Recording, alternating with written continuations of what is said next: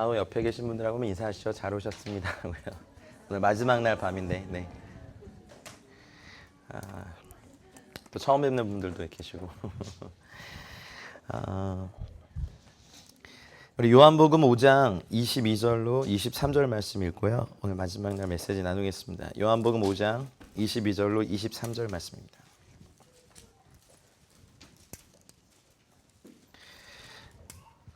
요한복음 5장 22절로 23절 말씀입니다.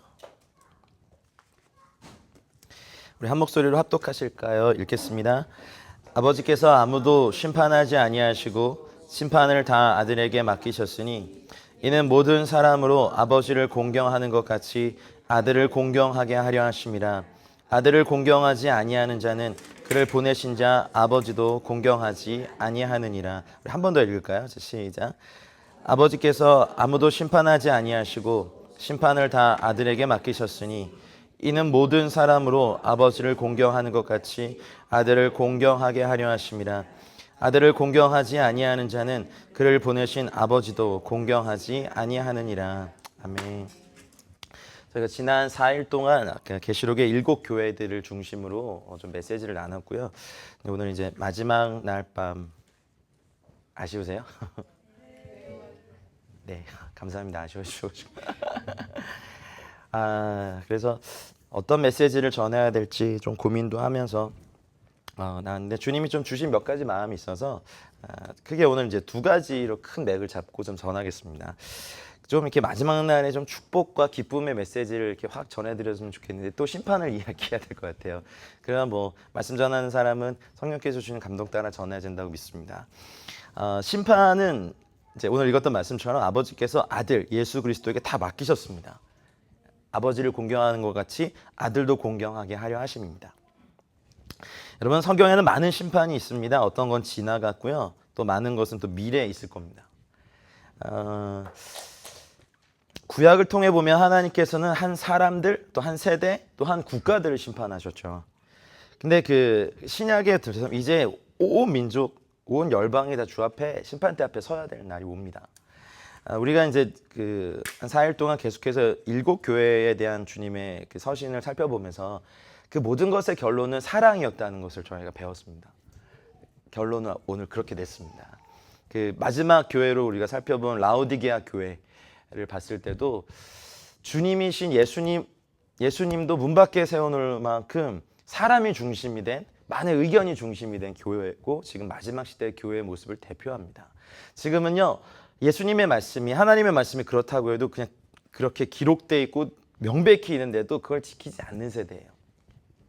그래서 하나님은 이 세대 가운데서도 이기는 자 소수들을 부르시고 혼내거나 막 벌하시는 게 아니라 권면하고 사랑하는 마음으로 책망하여서 돌아오기 원하셔서 문을 열면 그 안에 들어가 그로 더불어 같이 살고 먹고 하시겠다는 약속을 주셨습니다. 그래서 이제 그걸로 좀 끝나려고 했는데 좀 저한테 주신 마음은 여러분 성경에 보면 크게 보면 이제 7가지 영역의 심판이 있습니다. 근데 그 심판에 대해서 저희가 좀 잘 이렇게 오늘 이 저녁에 배우고 그다음에 이제 준비하고 대비하고 그다음에 7가지 심판 나누고 난 다음에 요한계시록에 나와 있는 7가지 복에 대해서 얘기하고 또 마지막 날에 일어날 일들에 대해서 잠깐 살펴보면 오늘은 아마 시간이 다 갈 것 같습니다. 다 할 수 있을지는 제가 열심히 한번 해보겠습니다. 이게 무슨 입시학원 진도 끊는 것도 아니고요. 이게 그냥 제가 번호만 쓸게요.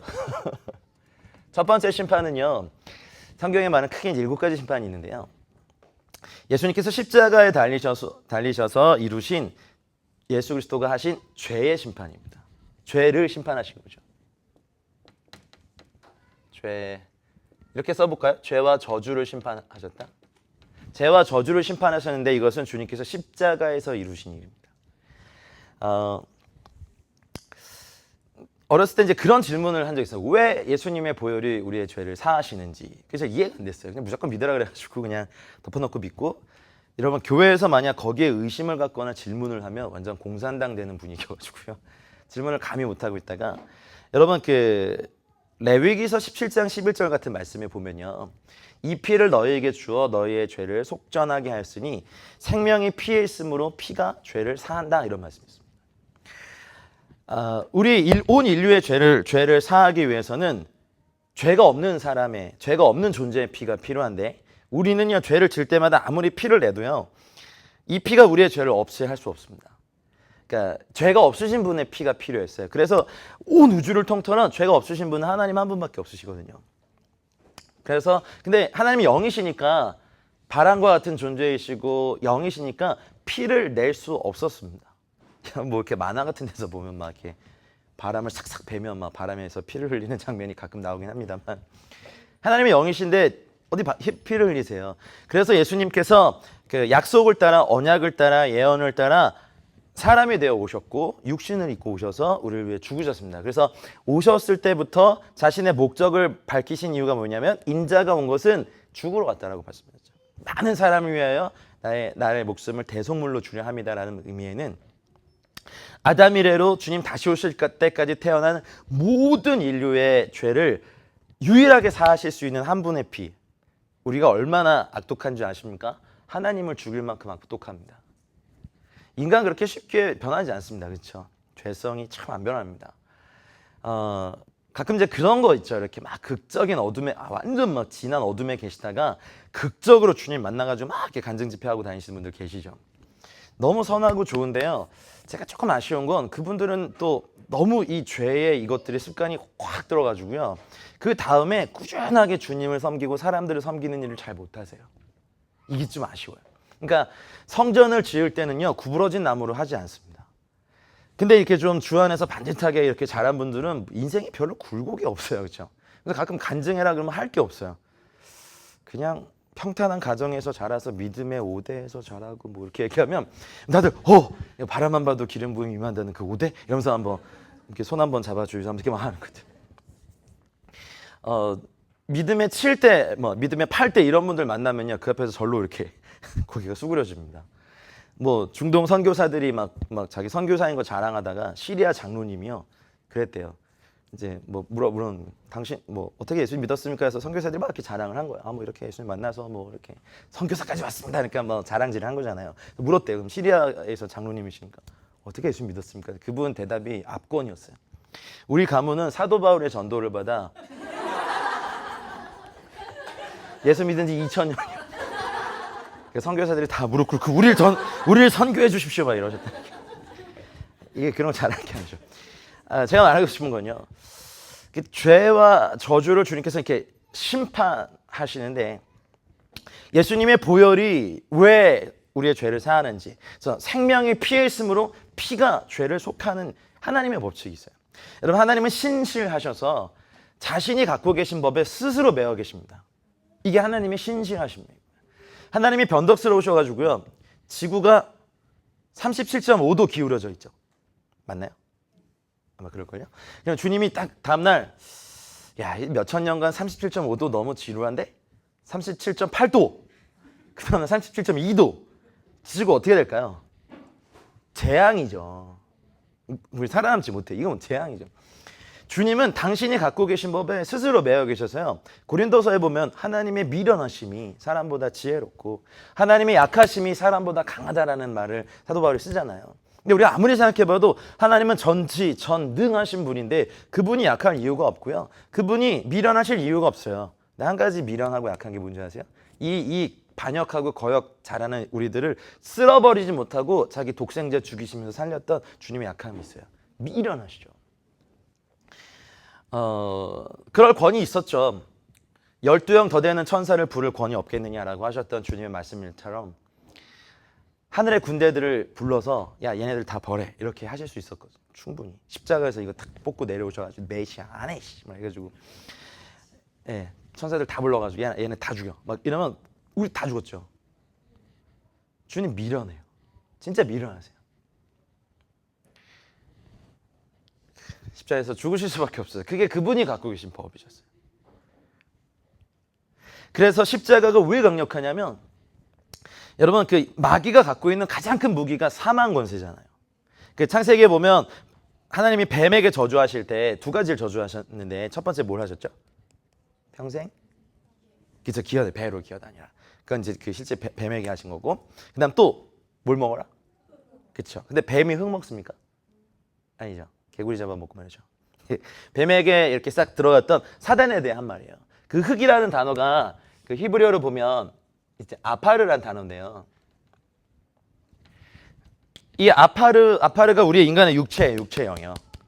그래서 저희 사람을 보면 이 아파르의 영역 안에 창세기 2장 7절에 보면 여호와 하나님이 그 코에 생기 네쉐마를 불어넣으십니다. 이렇게. The breath of God, the spirit of God. 네쉐마를 이렇게 불어넣으시니 사람이 뭐가 된지라? 생영이 된지라. 이것이 사람의 정체성이. 그래서 저의 존재 안에는요. 이렇게 나눠볼까요? 영적인 영역이 있고 혼이라고 말하는 지정의가 있는데 이것이 아파르에 담겨 있어요. 하나님은 영이십니다. 맞습니까? 그럼 하나님은 저희들을 보실 때 우리의 육을 먼저 보실까요? 혼을 보실까요? 영을 보실까요? 영이 보시죠. 당연합니다. 근데 우리는 영의 언어를 모르기 때문에 그것을 알아차릴 수 있게 이 혼이라는 그 헬라어로 얘기하면 푸시케라는 이 영역을 주셨어요. 우리 한글은요, 한국어 언어 습관은 영혼을 붙여 쓰는 습관이 있습니다. 뭐 당신의 영혼이, 우리의 영혼이, 내 영혼이 잘됨 같이. 근데 성경에 뭐 항상 달리 써요. 데살로니가전서 5장 같은 데 보면 주께서 강림하실 때 너희 온 영과 푸뉴마, 혼과 푸시케, 몸이 소마, 사르스가 온전케 보존되기를 원한다. 특징이 있어요. 주님께서 우리한테 제자가 될 거를 명하실 때 뭐라고 하셨냐면 나에게 오는 자가 자기의 부모나 뭐 아내나 남편이나 자녀나 자기의 목숨까지 미워하지 아니하면 할 때 그 목숨이 이 단어예요. 푸시케예요. 아담 이래로 태어난 모든 사람들이 죄로 말미암아 사망이 들어오면서 영이 죽습니다.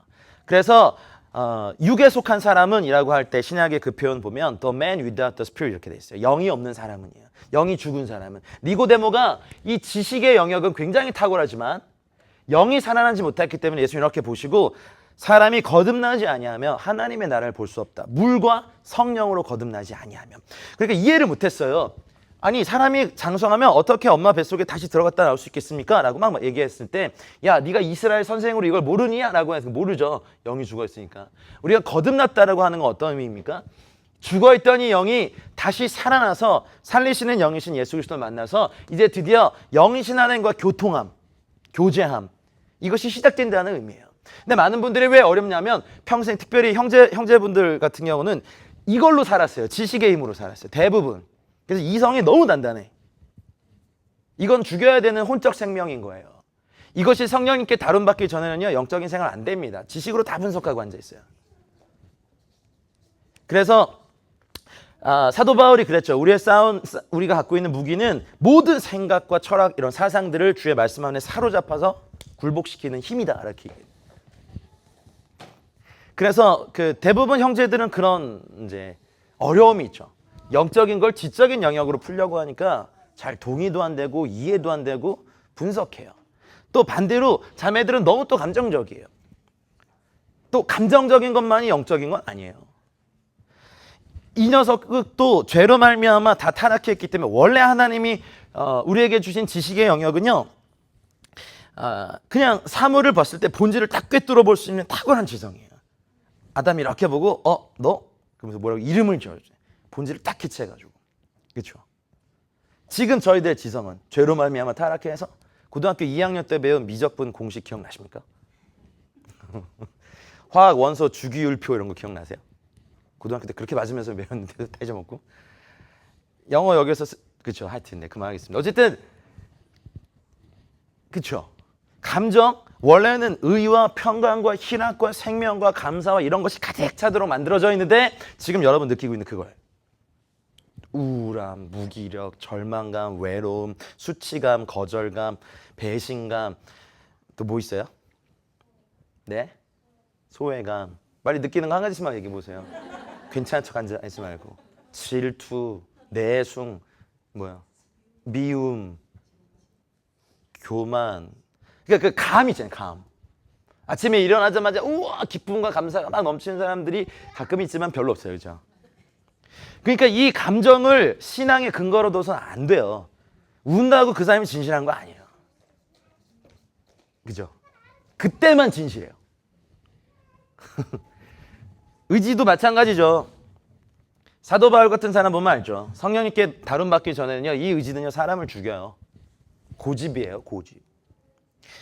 그래서 하나님의 의도는 우리의 영 안에 영적인 생명을 데우스 하나님께서 우리의 영 안에 뭔가를 집어넣으셔서 이것이 이쪽의 영역으로 풀리면 깨달음이 되고, 이쪽의 영역으로 나오면 기쁨과 감사와 평안이 되고, 이쪽의 영역으로 흘러나오면 영적 생명이 흘러나오면 뭐가 됩니까? 주님을 위한 선한 의지가 됩니다.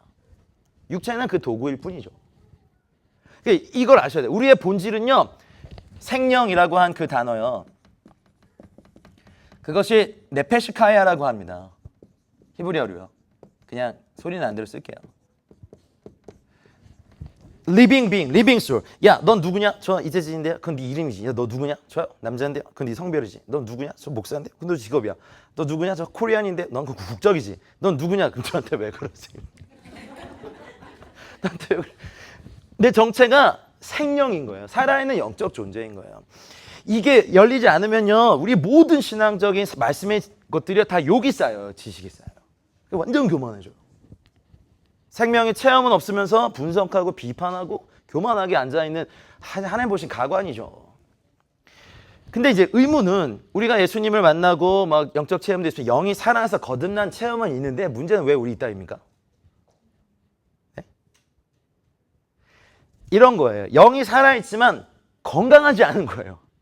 하나님이 원래 계획하신 의도는 영이 충만하고 강건해서요, 지정의가 그 밑에 딱 복종하고 육체는 그 도구만 되어서 얼마든지 주님의 도구가 되는 것이 주님의 뜻인데, 하나님께서 사단에게 아파리의 영역을 열어주셨거든요. 흙을 먹어라. 그래서 사단은 합법적으로 우리의 육체를 공격할 수 있습니다. 그죠? 사단의 방법은 아파리를 통해서 혼을 다 오염시키는 거예요. 사망의 생각, 그 여러분 아까 말했던 그 모든 감정들, 더러운 의지들로 이거를 꽉 해가지고 영을 질식시켜 버린 거예요. 영의 침륜이 뭔지 아세요? 영이 혼의 생명 안에, 푸시케의 생명 안에 들어가 버린 거예요. 그래서 가끔 보면 뭐 어떤 것을 배우기 위해서 책 막 이만큼 쌓아놓고 읽으시는 분들, 도움은 되는데요, 이것만 막 키워놓는, 이걸 죽여야 되는 건데. 또 어떤 분은 그냥 오늘같이 제가 했던 찬양처럼 이렇게 좀 잘 모르고 우울한 이런 찬양하면 막 실증 내요. 그리고 요 며칠 동안 이런 날씨 계속되면서 멜랑콜리하면 본인도 멜랑콜리해져요. 그러니까 신앙의 기반이 감정에 있는 분들은요, 이거 정말 힘들어요. 어떨 땐 하늘을 날아올라요. 독수리 날개치면 더 올라가, 주와 함께. 근데 어려울 땐 핵잠수함이에요. 완전 막 들어가서 안 나와요. 어디가 있는지 모르겠어요. 잠적해. 어휴, 그거 어떻게 살려? 혼의 영역은 그래서 죽이라고 하신 거예요. 사도 바울의 그 탁월한 지식과 의지도 그 성령 안에서 꺾이기 전까지 이거 다 쓰레기였어요. 베드로 같이 이렇게 필러는요, 확 흥분했다. 아, 내가 주를 위해서 죽겠습니다. 아, 이 사람을 다 배반해도 나는. 그건 순간의 진실이에요. 그땐 진실. 좀만 막 어려움 오니까, 아, 나 몰라요. 막 저주하면서 하다가 닭을 다 먹고. 평생 어떤 기록에 보면 베드로는요, 닭이 울 때마다 울었대요, 자도. 얼마나 괴롭겠어요. 그 세상의 모든 닭을 다 잡아볼 수도 없고, 닭 잡으려고 닭을 다 칠 수도 없고. 아픔이죠. 그래서 대부분 많은 사람들은요, 대부분 세상 사람들은 거듭나지 않은 사람들이 혼의 생명으로 사는 사람들이에요. 교회 안에서 거듭났지만 영의 생명이 자라지 않았기 때문에 여전히 혼의 생명으로 모든 걸 다 지배하려고 하는 사람들, 육에 속한 사람들입니다. 그리스도인은 맞아요. 근데 아직도 분쟁이 있고 교만과 비판이 있고 이런 것들이 다 혼에 속한 거예요. 그래서 자아를 죽인다, 자아를 부인한다는 건 다 이 영역에 대한 죽음이에요. 영이 충만해져가지고 이것들을 다스릴 수 있으면요, 이 지식은요, 훌륭한 하나님을 전달하는 지적인 도구가 되고, 이 감정은 기쁨과 감사와 찬양, 어떠한 환경에서도 감사와 기쁨과 평강을 잃지 않는 아주 좋은 동역이 되는데, 지금 여러분 안에 느끼는 거 막 이렇게 해갖고 기도해 주세요 찾아오면 저도 무서워요. 힘들어요. 저도 필러기 때문에 기도해드리면 제가 다 느껴서 힘들어요. 근데 뭐 이 부분에 대해서 이제 씻는 기도하고 나름대로 이제 노하우들이 있으니까 하긴 하는데, 기도를 해드릴 수 있죠. 근데요, 먼저 그걸 배우셔야 돼요. 자기의 혼적 자아를 죽이는 법을 이게 십자가의 자기 부인이에요. 죄는 주님의 보혈로 씻어낼 수 있어요. 그러나 자아는 자기를 죽여야 돼요. 자기가 날마다 죽음을 자리에 나가야 되는 거예요. 뽐내려는 자, 나만 알아주기를 바라는 이 못된 자, 까다로운 거 병인 거 아세요? 자아가 완전 병든 거예요. 모든 게 자기 중심으로 돌아가야 되는 이상한 그 자아들. 가끔 이렇게 선교지 있다 보면 별의별 팀들을 다 봤는데요. 정말 황당해요. 막 정말 몇 주 이제 시골에서 이렇게 하고 오신 팀이 와가지고 이해는 하지만 너무 좀 심한 경우도 많아요. 뭐 말을 안 하겠습니다. 아직 정말 좀 심하다 싶을 정도로 선교를 왜 오셨지? 이런 생각들 들 때가 많습니다. 가끔 이제 그런 생각이 들어요. 선교지에 어떤 공동체에서 어떤 자매를 보냈어요. 저희 2년을 헌신하고 저는 너무 막 환영했죠. 근데 같이 좀 한 달 지내 보니까 너무 견적이 많이 나오는 친구예요. 저희는 훈련병을 원하는 게 아니거든요. 지금 이 자매 케어 시간이 없어요. 지금 같이 딱 팀을 해가지고 뚫고 나가야 되는데 아침에 몇 시에 출발입니다 얘기했는데도 안 나와요. 방에 가보면 오늘 너무 싫어. 그래 그럼 오늘 쉬고 우리끼리 갔다 올게. 그런 게 몇 번 있고 제가 이제 상담을 했어요. 근데 그게 결정적이었어요. 저는 제가 선교 헌신한 적 없는데 그럼 여기 왜 왔어? 목사님 밑에 가서 훈련 받으래요. 당장 돌려보냈죠. 왜요?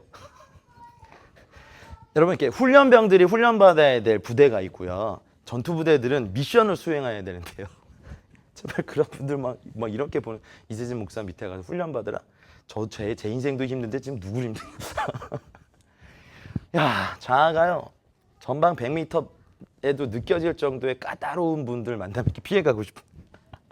교회 안에 너무 많아요. 그래서 자아의 죽음의 진리를 배우지 못하고 신앙생활을 오래 하고 이 위에 성령의 권능과 은사까지 풀어줘 봐요. 정말 막 여선지자, 남선지자가 돼버립니다. 너무 까다로워요. 까다로운 거 병이에요. 까다로운 거 죄예요. 십자가에서 죄와 저주를 죽이신 심판하신 주님의 이 진리를 믿고 우리는요, 먼저는요, 이걸 그려드린 이유는요, 우리가 개인이 영의 생명으로 지정이 혼적인 푸시케의 영역을 죽이는 법들을 배우셔야 돼요. 모든 답을 다 찾고 움직여야 된다는 법은 없어요. 내가 몰라도 주님께 순종해서 가라 하셨으면 가는 게 또 이것이 또 순종이거든요. 의지를 쳐서 복종시킬 필요도 있죠. 감정이 저 역시 또 필러라서 저는 MBTI 하면요 INFP거든요. 완전 극이에요. 설교 때문에 이러죠 하면요 말 없이 가만히 있어요. 이게 좀 전 충전하는 거예요. 제발 전 누가 말 안 시켰으면 좋겠어요. F니까 필러잖아요. 그러니까 사단이 그걸 알고 이 감정의 영역을 생각은 저한테 별로 공격이 안 돼요. 뭐 그런가 보다 넘어가는데 마음을 다 건드려 버리면 이런 씨. 죽는 거죠. 뭐. 눈물 흘리면서도 죽을 것 같으면서도 이곳에 서는 훈련들 아주 오래 했습니다.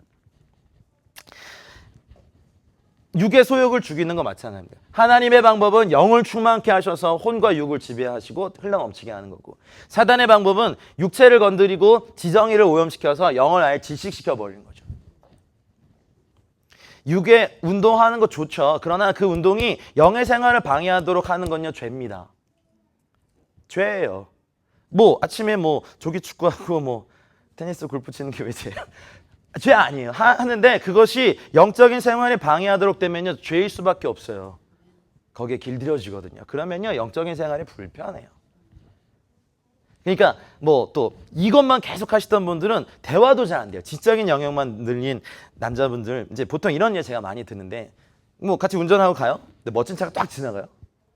우리 자매님 얘기해요. 야, 저 차 멋있다. 형제님이 얘기해요. 딱 이제 자동차의 방문이 딱 열려. 목적지 도착할 때까지 차에 대한 얘기 들어야 돼요. 자기는 대화한다고 생각해요. 아니요. 생명을 줄 수 없는데. 성도들과 상담합니다. 딱 열립니다. 아, 이분 상담학적 지식으로 뭐가 문제야. 딱 결정하면 이제 그것만 말해주는 거예요. 그 상처 이어만 해, 이분은. 공감과 대화가 전혀 안 되고요. 그냥 그것만 돼요. 그러니 주님이 이 영역 죽이시기 위해서 많이 노력하십니다. 이제 이렇게 계속 자아의 부인과 죽음을 날마다 연습하면요, 어떤 결과가 있냐면 영이요 이렇게 아주 자유로워져. 이렇게 어디 얽매이지 않고. 그러니까 영과 혼이 분리되는 경험도 한번 하세요. 이걸 어떻게 설명을 잘 못하는데, 그래서 영이 혼적인 거나 이런 자극, 육적인 자극이 막 폭풍처럼 몰려와도 영이요 견고하게 확 이렇게 서 있어요. 그러면 이 영 안에 부으시는 거예요. 여러분, 그 사단이요 가룟 유다에게 예수를 팔, 그거 괜찮네. 마귀를 팔 생각. 예수를 팔 생각을 집어넣었더라, 이런 거 있잖아요. 영적인 존재의 마귀가 가룟 유다에게 예수를 팔 생각을 여러분, 생각은요 영적인 거예요. 보통 생각이 혼적인 거라고 생각하는, 아니요, 생각은 영적인 거예요. 그러면 한 사람의 영 안에 어떠한 생각이 있어요. 가령 음란의 마음이 있으면요, 주님은 그거 보면서 간음했다 그러세요. 그럼 이제 억울하죠. 왜요? 주님 뭐 안 했는데요? 그러면 야, 네 마음 안에 음란이 있다. 그거는 영이신 주님께 실제인 거예요. 아우, 저 진짜 미워 죽겠네. 아유, 진짜 막 한 대 때리고 싶어. 막 이런 거 다 가지시는 거잖아요. 그 정도가 뭐 죄요라고 하지만 영이신 하나님이 보기에는 영적인 생각이 그분께 실제이기 때문에, 야! 너 지금 살인하고 있구나. 네? 아니 주님, 뭐 제가 한 대나 치고 아니면 칼이나 찌르고 뭐 욕이나 정말 시원하게 해주고 이 소리 들으면 주님 제가 혼나겠는데, 아니 그냥 이 마음 하나 품었는데 제가 뭘 죄입니까? 살인입니까? 그건 주님의 기준이에요. 그래서 그 마음 안에 비전으로 어떤 나라를 품고 종족을 품고 다음 세대를 품고 주님을 품고 기도하는 그런 것들이요 주님께 실제인 거예요. 그래서 상급이 있는 거예요. 중보기도의 훈련들, 그런 애씀들, 노력들이 왜 주님께 소중하냐면요, 그 안에 이게 품겨져 있으니까. 우리 조선에 복음을 전해준 토마스 선교사 같은 사람들, 정말 20대 중반에 중국으로 와서 아내, 자녀 한꺼번에 한 달 만에 다 잃어버리고 너무 시리에 빠지고 더 이상 어떤 선교의 의욕이 없을 때 바다 건너 조선이란 나라에서 이 26살 청년에게 들려온 소식이, 그 예수님이 있는다는 이유로 목이 잘려 죽는다는 얘기를 듣고 이제 그 영국 선교 본부에 편지를 씁니다. 이제 조선에 가겠습니다. 그때 이제 선교부에서 돌아오라고 편지가 왔는데 그거 못 받고 이렇게 탁 이렇게 갔어요. 그래서 제너럴 셔머너 타고 대동강 그 평양에 이렇게 들어갔죠. 근데 그 당시 이제 그 흥선대원군이 세국 정책을 펴던 시기 때문에 모든 이제 외국의 뭐 상선과 이것들을 다 이제 격침시켜 버렸던. 그래서 제너럴 셔머너에 대해서 포를 쏘고 배가 침몰하는데 간신히 헤엄쳐서 건너와서 대동강변에서 이렇게 이제 살아났는데, 군관들이 기다리고 있었고 그 한글로 번역된 요한복음, 쪽복음 한 권 전해주고 예수 믿으시라고 목 잘려 죽었어요. 그게 다예요. 토마스 선교사의 선교는. 중국에서 아내랑 자녀 한 달 만에 잃고 몇 달 후에 조선 와가지고 요한복음 하나, 쪽복음 전해주고, 그러면 이제 뭐 선교사로서는 좀 불행하지만 뭐 별로 한 건 없네, 이제 이거 같죠? 아니요. 근데요, 이게 놀라운 역사를 일으킵니다. 그걸 받은 박춘근이라는 군관이 그 당시 이제 그런 성경이 금서였기 때문에 이제 몰래 갖고 와서 이걸 태워버릴까 하다가 종이질이 괜찮거든요. 그래서 이제 조카한테 줬어요. 조카가 보고 이게 보니까 이거 뭐야 하면서 이제 지방 방 곳곳에 이걸 찢어가지고 다 붙인 거예요. 이렇게 요한복음 전체를. 그러니까 반일하고 돌아서 이렇게 보니까 태초에 말씀이 계시나, 뭐 이쪽에 보니까 하나님이 세상을 이처럼 사랑하사, 이쪽에 보니까 하나님을 예배하는 자를 찾으시니라. 그렇게 하다가 이 사람이 크리스천이 돼요. 놀랍죠? 별로야? 아직도 있어요. 그래서 이 사람이 크리스천이 되고 이 요한복음으로 이제 이걸 공부하고 하는 모임을 만들었는데, 그게 소위 말해서 평양 대붕의 그 전신이 됐던 장대영 교회 시작 교회인 널다리골 교회의 시작이 그 집에서 됐어요. 그 방에서. 쪽복음서 한 권 전해주고 안녕 전해주고 목 잘려 죽은 26살의 청년의 삶은요 하나님께 보시기에 완전한 선교였어요. 그렇게 전해준 복음서 한 권이 뭐 설교를 한 것도 아니고 그냥 그거 읽다가 말씀 읽다가 변화된 이 사람이 그 집에서 시작한 교회가 나중에 평양 장대영 교회가 되고 1907년 평양 대붕이 시작된 그 위대한 교회가 됩니다. 우리 마음에 무엇을 품었느냐는 주님께 너무 중요합니다. 그래서 여러분, 인간의 정의를 다시 한번 쓰셔야 될 필요가 있어요. 저희 인간은요 영적인 경험을 하는 존재가 아니에요. 무슨 말이냐면 인간의 경험을 하고 있는 영적 존재예요. 이거를 안 바꾸면 이 영적인 것에 대한 이야기가 이게 좀 구름 잡는 것 같아요. 바람 잡는 것 같아요. 이 땅에서 70, 80, 90, 100살 살다 가실 거죠? 그죠? 110? 120? 오케이, 뭐 살다 가시죠. 근데 더 사실 거예요? 살다 갈 거잖아요. 이렇게 사시다가 영원한 끝이 없는 그 영원한 천국에 들어가 주님과 함께 살 때 우린 느끼게 될 거예요. 이게 그림자였구나. 그리고 이게 진짜구나. 주님이 말씀을 통해서 너희는 살아있는 영적 존재이다라고 말한 거예요. 그래서 중요한 거는 우리의 겉사람이 아니라 속사람인 거예요. 주님께. 아멘입니까? 십자가에 달리신 예수 그리스도가 죄를 심판하시고 저주를 이기셨는데 그리스도를 영접한다는 것은 요한복음 1장 12절에 보면 영접 곧 그 이름을 믿는 자들에게니라고 말씀하셨어요. 이 의미도 좀 우리가 살펴봐야 되는데 영접이 주님을 받아들이는 의미가 아니에요. 마치 영생이 영원히 사는 것이 영생이 아니에요. 여러분, 영생은요, 예수님께서 요한복음 17장 3절에 정의해 주셨어요. 유일하신 참 하나님과 그의 보내신 자 예수 그리스도를 아는 것이지 영원히 사는 것이 영생이 아니에요. 모든 사람이 다 영원히 살아요. 한 부류는 천국에서 한 부류는 지옥에서. 그게 영생이라면 이 세상 사람들 다 영생 가졌어요. 그거 아니에요. 영생은 유일하신 참 하나님, 그의 보내신 자 예수 그리스도를 알고 그분을 사랑하고 그분과 교제하고 그분과 동역하고 그분과 함께 영원히 가는 게 영생이에요. 영접도 정의가 달라요. 우리 그냥 한자의 뜻으로 이렇게 람바노 하는 그 헬라어로 보면 그냥 받아들이다가 아니라 영접의 뜻은 뭐냐면 그 이름을 믿는 자들이에요. 하나님의 이름을 믿는다는 건 여러분 그 복합 이름들 이런 거 아시죠? 뭐 엘로힘, 뭐 엘샤다 이런 거 아시죠? 맛있는 거 다 얘기해 보실래요? 여호와 이레 뭐 이런 거. 세 개는 제가 말했고 여호와 니시, 예, 샬롬, 네, 네, 네, 네, 두 개 더 하시죠. 네, 네, 네, 네. 사실 더 많아요, 그죠? 더 많은데 이 모든 이름을 결론부터 말씀드리면 예수라는 이름에 하나님의 이름의 전역사 이렇게 딱 담아주셨어요.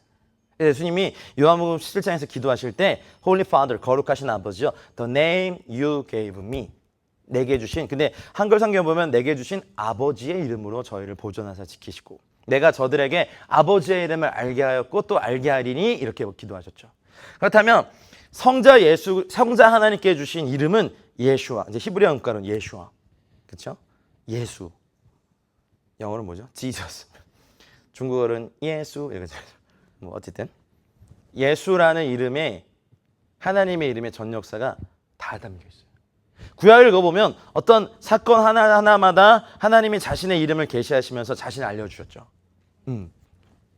그래서 하나님의 이름은요, 하나님의 이름의 하나님의 인격과 성품, 능력 그 자체예요. 그럼 영접이 무슨 뜻이냐면, 여러분 창조주 하나님의 이름을 믿으십니까? 아멘. 뭔가 그렇죠. 그러면 전능하신 하나님 엘샤다이, 물론 다 믿으시겠죠, 주님의 이름. 근데 이제 문제는 우리의 믿는 정도의 수준이요, 그냥 듣고 성경 공부해서 알고 외우는 수준이 아니어야 해요. 여러분 어쩌면 아직 영접을 못 하셨을 수도 있어요. 구원자 예수는 알았는데 주님을 만나볼 못할 수도 있고, 바알브라심, 내 앞에서 뭐 원수를 흩어버리신 주님, 용사되신 주님의 이름, 그리고 만군의 여호와의 이름을 경험하지 못할 수도 있어요. 하나 예를 들자면 창조주 하나님 엘로힘의 이름을 믿으신다고 했는데, 그러면 여러분의 삶 가운데 창조의 역사가 있으셨습니까? 그러면 아직 영접 안 하신 거예요. 우리 이제 믿음의 싸움이 여기서 시작해요. 하나님은 어제나 오늘이나 영원토록 동일하십니다. 빨리 아멘 하세요. 아멘. 저한테 아멘 안 하고 하나님의 말씀에. 어제도 창조하셨으면 오늘도 창조하시죠. 수천 년간 창조하시느라 힘이 좀 딸리실까요, 이분이? 야, 미안하다, 내가 요즘 좀 딸린다, 나 많이 썼다 내가. 안 그러시죠.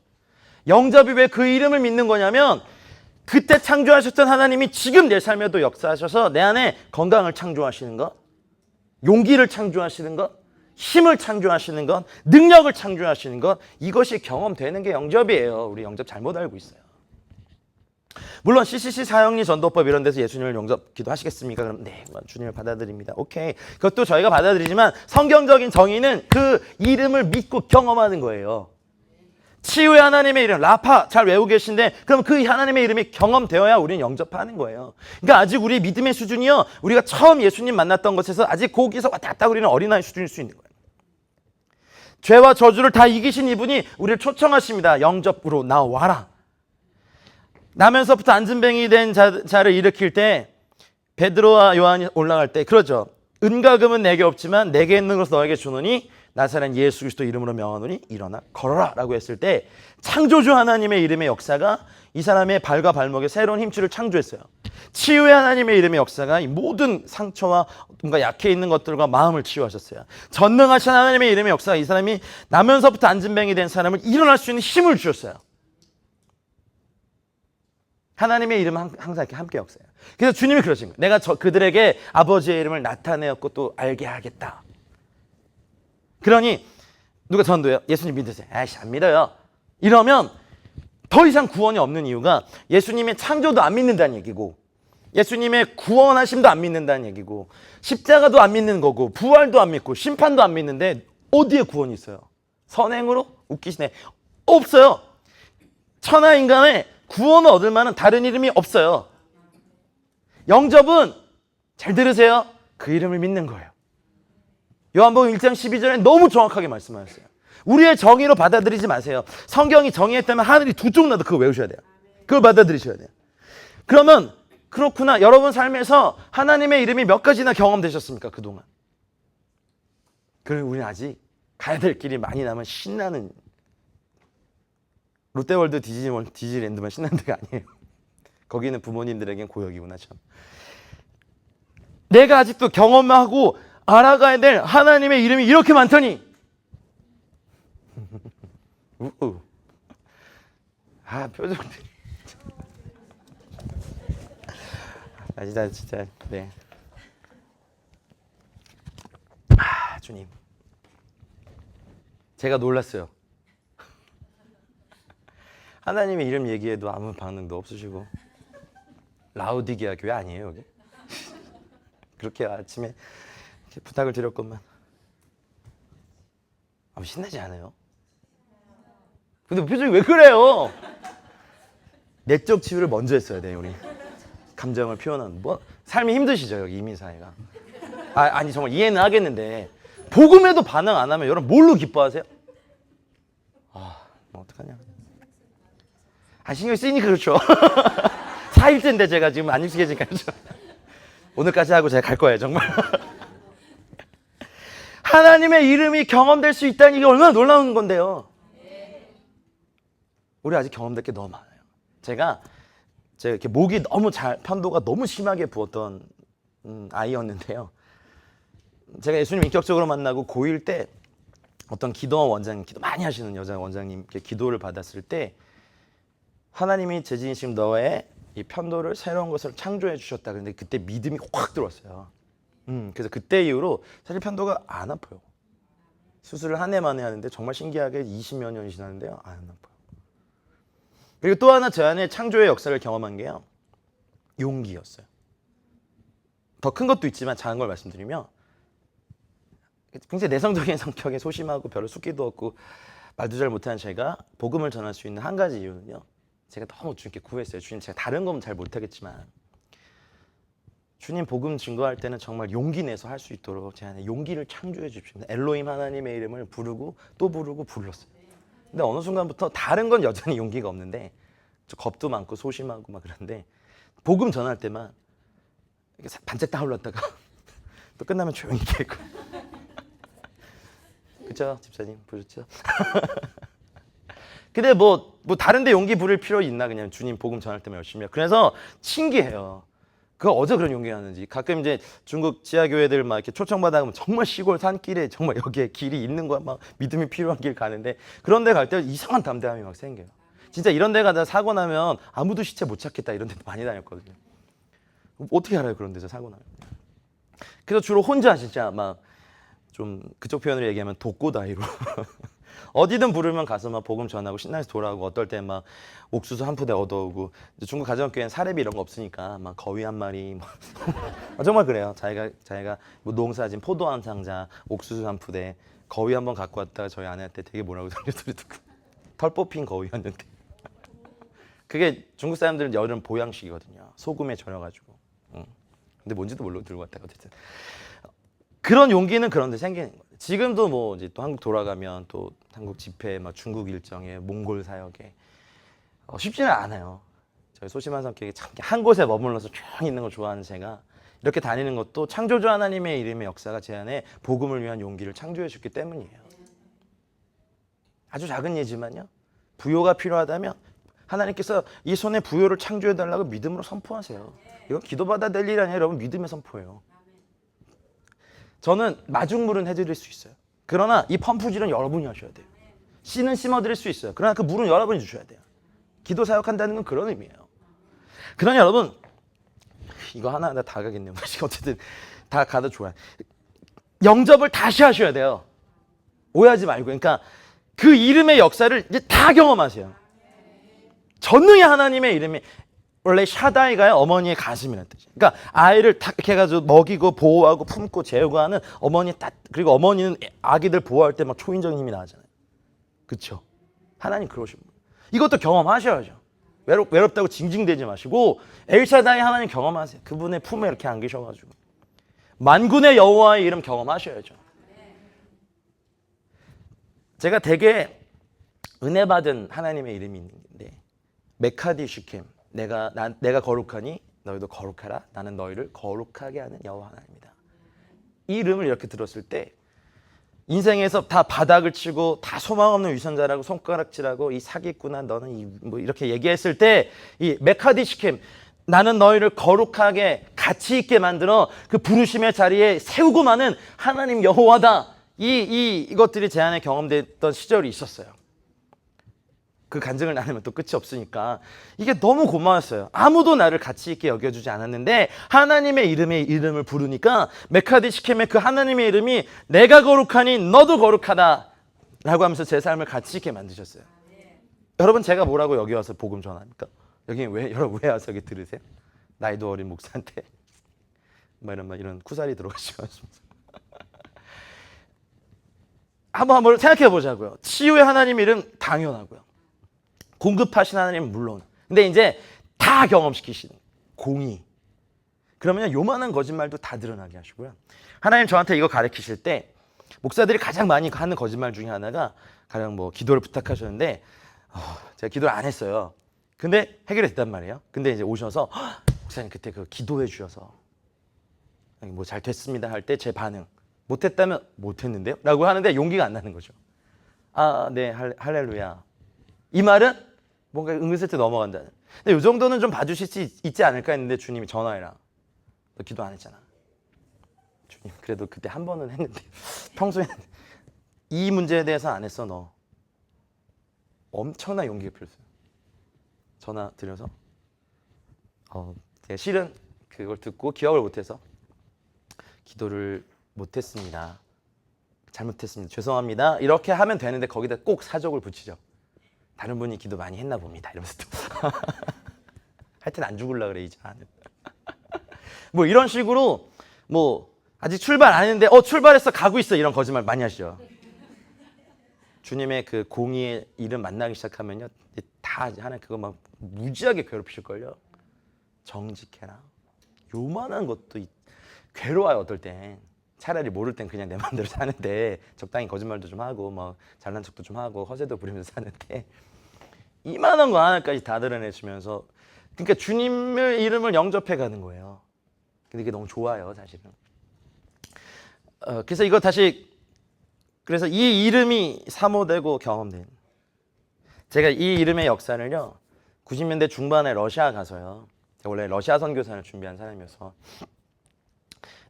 이제 러시아가 문이 열리고 선교사님들이 연합해서 복음 캠프가 한 3박 4일 동안 열렸어요.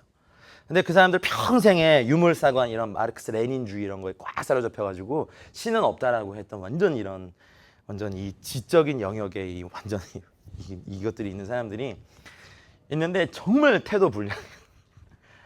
저희 중보팀의 뒤에서 계속 이 영혼들을 위해서 제발 저 그 하나님의 복음을 대적하는 사상의 진들은 무너질지어다 계속 명령 기도하는데 이게 도무지 안 깨져. 맨 앞에 앉아 다리 꼭 이러고 앉아 푹 피면서 스키 이러면서 막 이렇게. 근데 이제 목사님들이 너무 힘들어가지고 3일째 되는 날 저희 중보팀 모아서 도저히 못하겠다.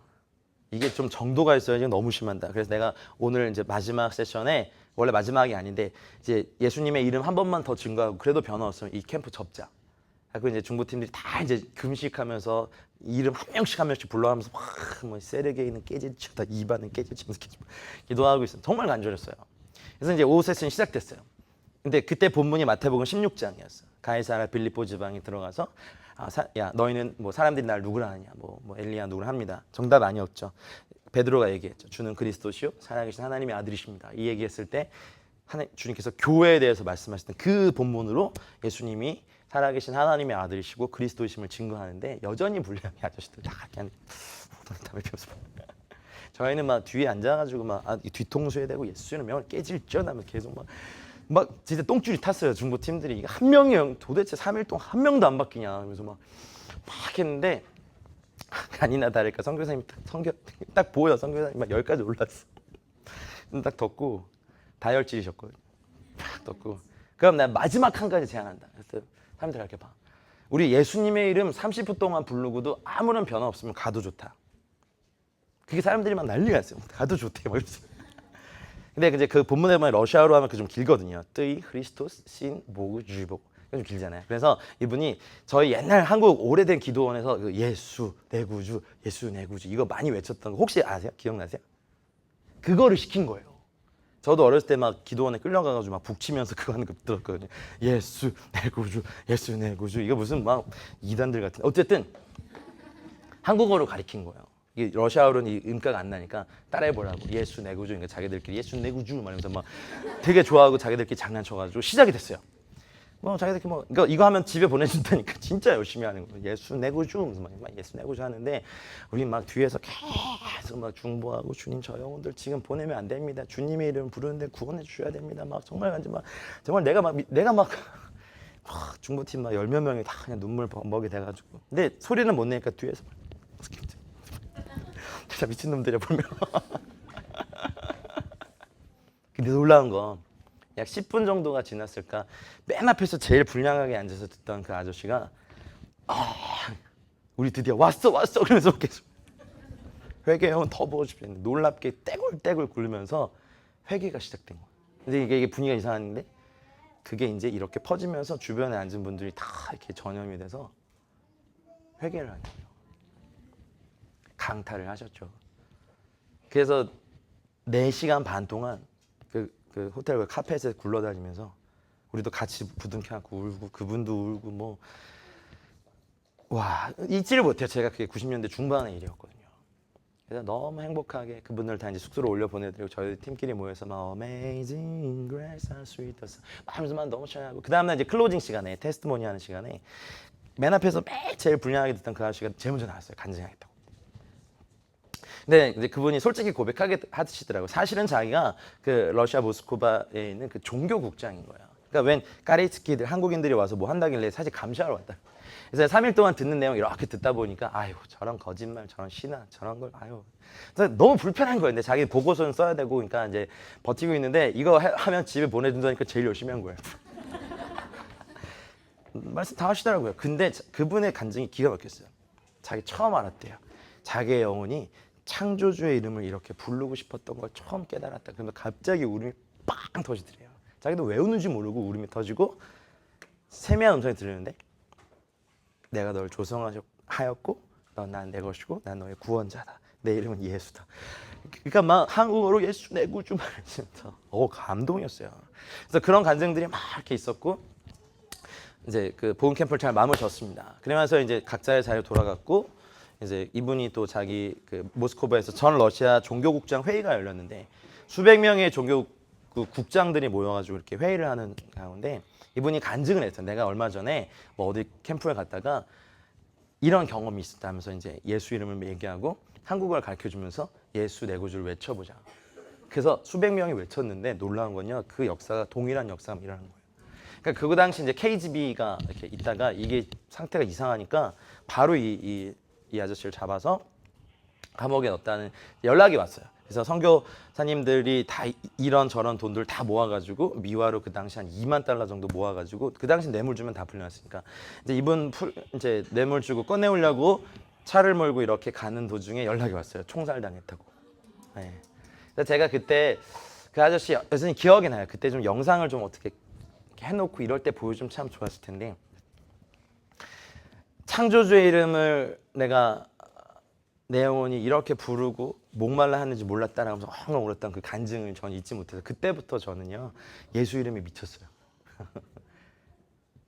하나님의 이름 더 경험하고 싶고 알고 싶고, 그래서 제 옛날 싸이월드 홈페이지에 예수 이름을 부르고 예수 이름을 전하고 예수 이름을 증거하고 예수 이름 노래하고 예수 이름 높이다가 예수 이름을 위해서 순교하는 것이 제 인생의 목표가 됐어요. 나중에 나 죽으면 예수 이름의 사람 여기 잠들다 뭐 이렇게 해달라고 부탁드렸어요. 그래서 이게 너무 제가 행복해서, 이게 원래 예수 기도라는 것이 영성수련의 한 가지 방법이거든요. 그래서 걸어다니면서 예수 내 구주, 예수 내 구주, 내 걸음에 딱 한 세트가 나와요. 그러니까 맨날 이거 하고 다녔죠. 예수 내 사랑, 예수 내 기쁨, 예수 내 모든 거. 그러니까 이게 또 리듬은 자기가 맞추면 되니까. 그래서 막 학교 가는데 지하철 타고 가면서도 막 이제 군대 갔다 와서 복학하면서 계속 행복하게 막 예수 내 구주, 예수 내 구주 외치는데, 지하철에서 이러고 제가 이제 혼자 조용히 이렇게 예수 이름 외치고 있는데 앞에 있는 아저씨가 아니라 아줌마가 갑자기 팍 일어나면서 이제 그만 좀 하시지 그러면서 나를 돌아보면서 가는 거예요. 근데 여러분, 세상에 그 시끄러운 지하철에 제가 뭐 크게 한 것도 아니고 혼자 저에 그냥 취해가지고 예수님 너무 사랑해, 예수 내 구주, 예수님 내 사랑입니다, 뭐 요 정도 소리가 뭘 들려요. 근데 이렇게 보니까 그 아줌마가 이제 축사가 필요한 듯한 그 영이 예수 이름의 소리를 너무 괴로워한 걸 알았어요. 여러분, 예수의 이름은 능력 중에 능력입니다. 영접이 왜 강력하냐면요, 하나님의 이름의 전 역사를 믿는 거예요. 심판의 하나님의 이름도 믿는 거고, 그때 창조하셨다면 지금도 창조하실 수 있는 거예요.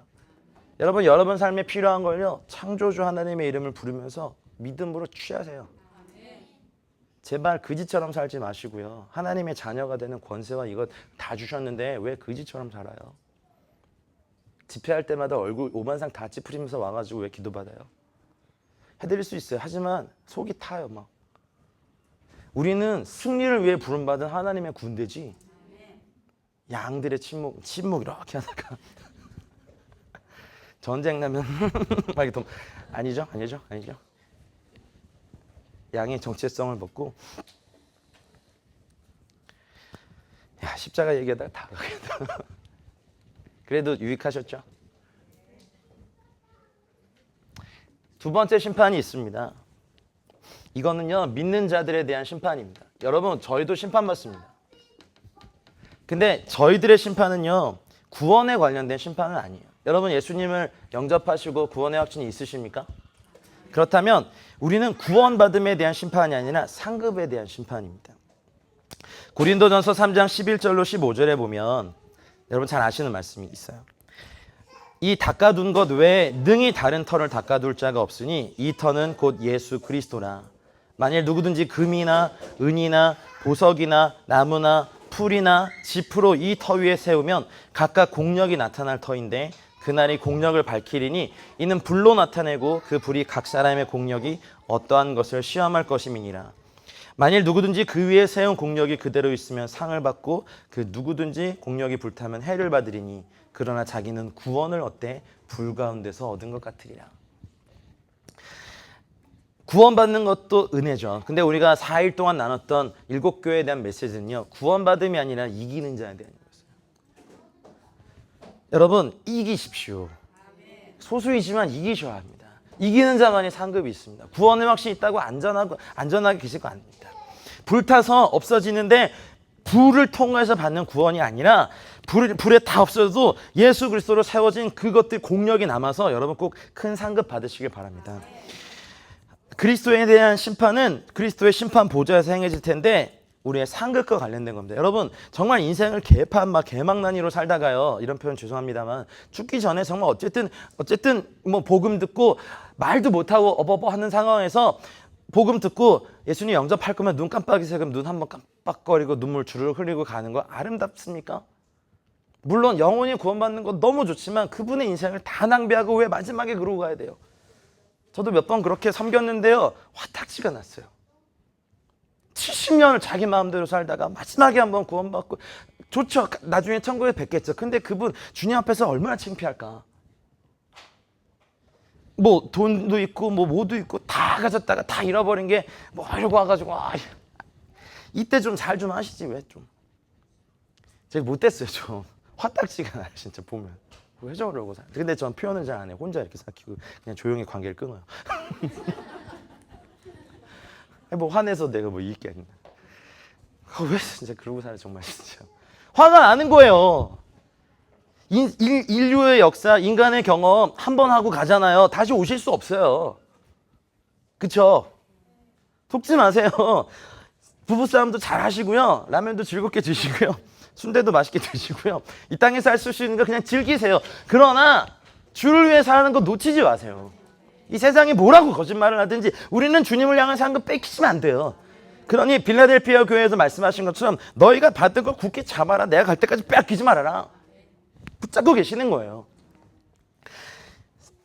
제가 또 한번 말씀드릴게요. 여러분 이 심판에서 주어지는 5가지 상급의 면류관이 있는데 첫 번째가 계시록 2장 10절, 야고보서 1장 12절에 있는 생명의 면류관이에요. 이것은 죽도록 충성하는 사람, 실제로 순교하는 사람, 아니면 순교자적인 삶을 산 사람들에게 주시는 여러분 주님의 생명, 헬라어로 조에라고 하는 이 생명 말이야. 비오스가 아니야. 이 생물학적 생명이 아니라 영생으로 만들어진 그 사람을 살리고 만국을 소성케 하는 주님의 생명으로 만들어진 면류관이 순교자들에게 부어집니다. 왜냐하면 자신의 생명을 드렸기 때문에. 중국교회 지도자들 상겨보면요. 죽을 수 있겠어요. 이 사람들은 주님을 위해서 죽을 수 있도록 준비된 군대인 게 맞아요. 근데 가리켜요. 그래서 순교할 자리를 찾아다니는 무슨 사냥개들 같아. 그것보다 더 중요한 게 있다. 죽는 건 한순간이지만 순교자적으로 사는 게 더 중요하다고. 그렇게 살아내야 하나님 나라 역사가 일어난다. 함부로 죽지 말라고 그랬어요. 그러면 되게 기분 나빠요. 순교자의 영광. 그래서 까불지 말라고 그랬어요. 순교자의 영광을 취할 만한 사람이 찾고요. 평소에 순교자적으로 날마다 자기 부인하면서 살지 않는 사람이 어떻게 순교합니까? 결정적일 때 다 배반합니다. 상사가 따라주는 술을 거절할 용기도 없으면서 순교자적인 사람 까불지 마세요. 죄송합니다. 못됐죠. 어르신들 앞에서 지금. 이렇게 하고 도망갈 겁니다. 아니 막 답답해서 그래요. 여러분 중국 막 백투예루살렘 외치고 정말 뜨거운 사람들이에요. 근데 그 순교의 영광만 얘기하고 삶이 순교적으로 안 되니까 막 거액의 헌금 들어오면요 목사님이 사라져요. 실제 있어요 이런 얘기. 와 이게 참 이런 거 얘기하면 참 많이 얘기 드릴 수 있어요. 근데 덕이 안 되니까. 그래서 말해요. 순교자적으로 사는 게 더 중요하다고. 그때가 되면 순교할 사람 하겠죠. 그러나 이 날마다의 삶을 다 놓치고 그때 와서 죽여주십시오. 안 죽이면 어떡해. 나는 단칼에 죽고 싶은데 잡아놓고 고문하면 어떡할래. 막 하나씩 뽑고 막 이런 거 꽂고 넌 치유 사역자니까 네가 고쳐봐. 저는 내적 치유 사역자인데 이러면서 그럴 수도 없어 그날. 여러분 주기철 목사님도 손양호 목사님도 그건 두렵다. 내가 순교는 두렵지 않은데 고문은 두렵다. 제발 내가 변질되지 않도록 기도해다. 그 믿음의 용장들도 그랬건데 우리는 뭐 그죠? 교회 목사님 좀만 서운하게 이 교회는 사랑이 없어 하면서 떠나가는 우리가 건달들도 우리가 있는데 우리는 건달들도 못해. 에이. 그러나 여러분 우리가 아마 순교의 자리를 찾아낼 수는 없어요. 거기 합당한 사람들은 가겠죠. 근데 날마다 자아를 죽이고 순교자적으로 살 수 있어요. 저는 이걸 권면해드리고 싶어요. 이상이 더 클지. 정말 꼴도 진짜 보기 싫은 사람 몇 번을 찾아가서 권면하고 내가 죽고 내가 손해봤는데 내가 피해봤는데 내가 피해 안 본 것처럼 또 권면하고 사랑하고 양육하는 거. 자아가 죽은 사람만이 할 수 있어요. 이런 사람들이 생명의 면류관을 왜 안 주시겠어요? 나한테 저렇게 어떻게 못되게 한 주님, 저 인간 구원해 주지 마세요. 이렇게 기도한 게 아니라 주님, 저 온 구멍에 번개불을 꽂아 주십시오. 뭐 이렇게 기도하죠.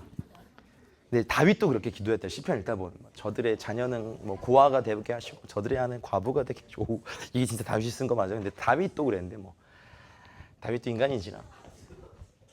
그래서 여러분 나중에 천국에서 꼭 봬요. 이상한 소리 하나요? 천국에서 꼭 뵙고 여러분 머리 위에 생명의 면류관이. 한번 생각해 보세요. 막 우리한테 생기 한번 훅 불어넣으신 걸 우리가 막 80년, 100년을 살잖아요. 그러면 주님의 생명으로 이렇게 만들어진 면류관이 얼마나 막 충만하고 아름답고 빛이 날까요? 이런 거 말해야죠. 이런 게 우리 상급이에요.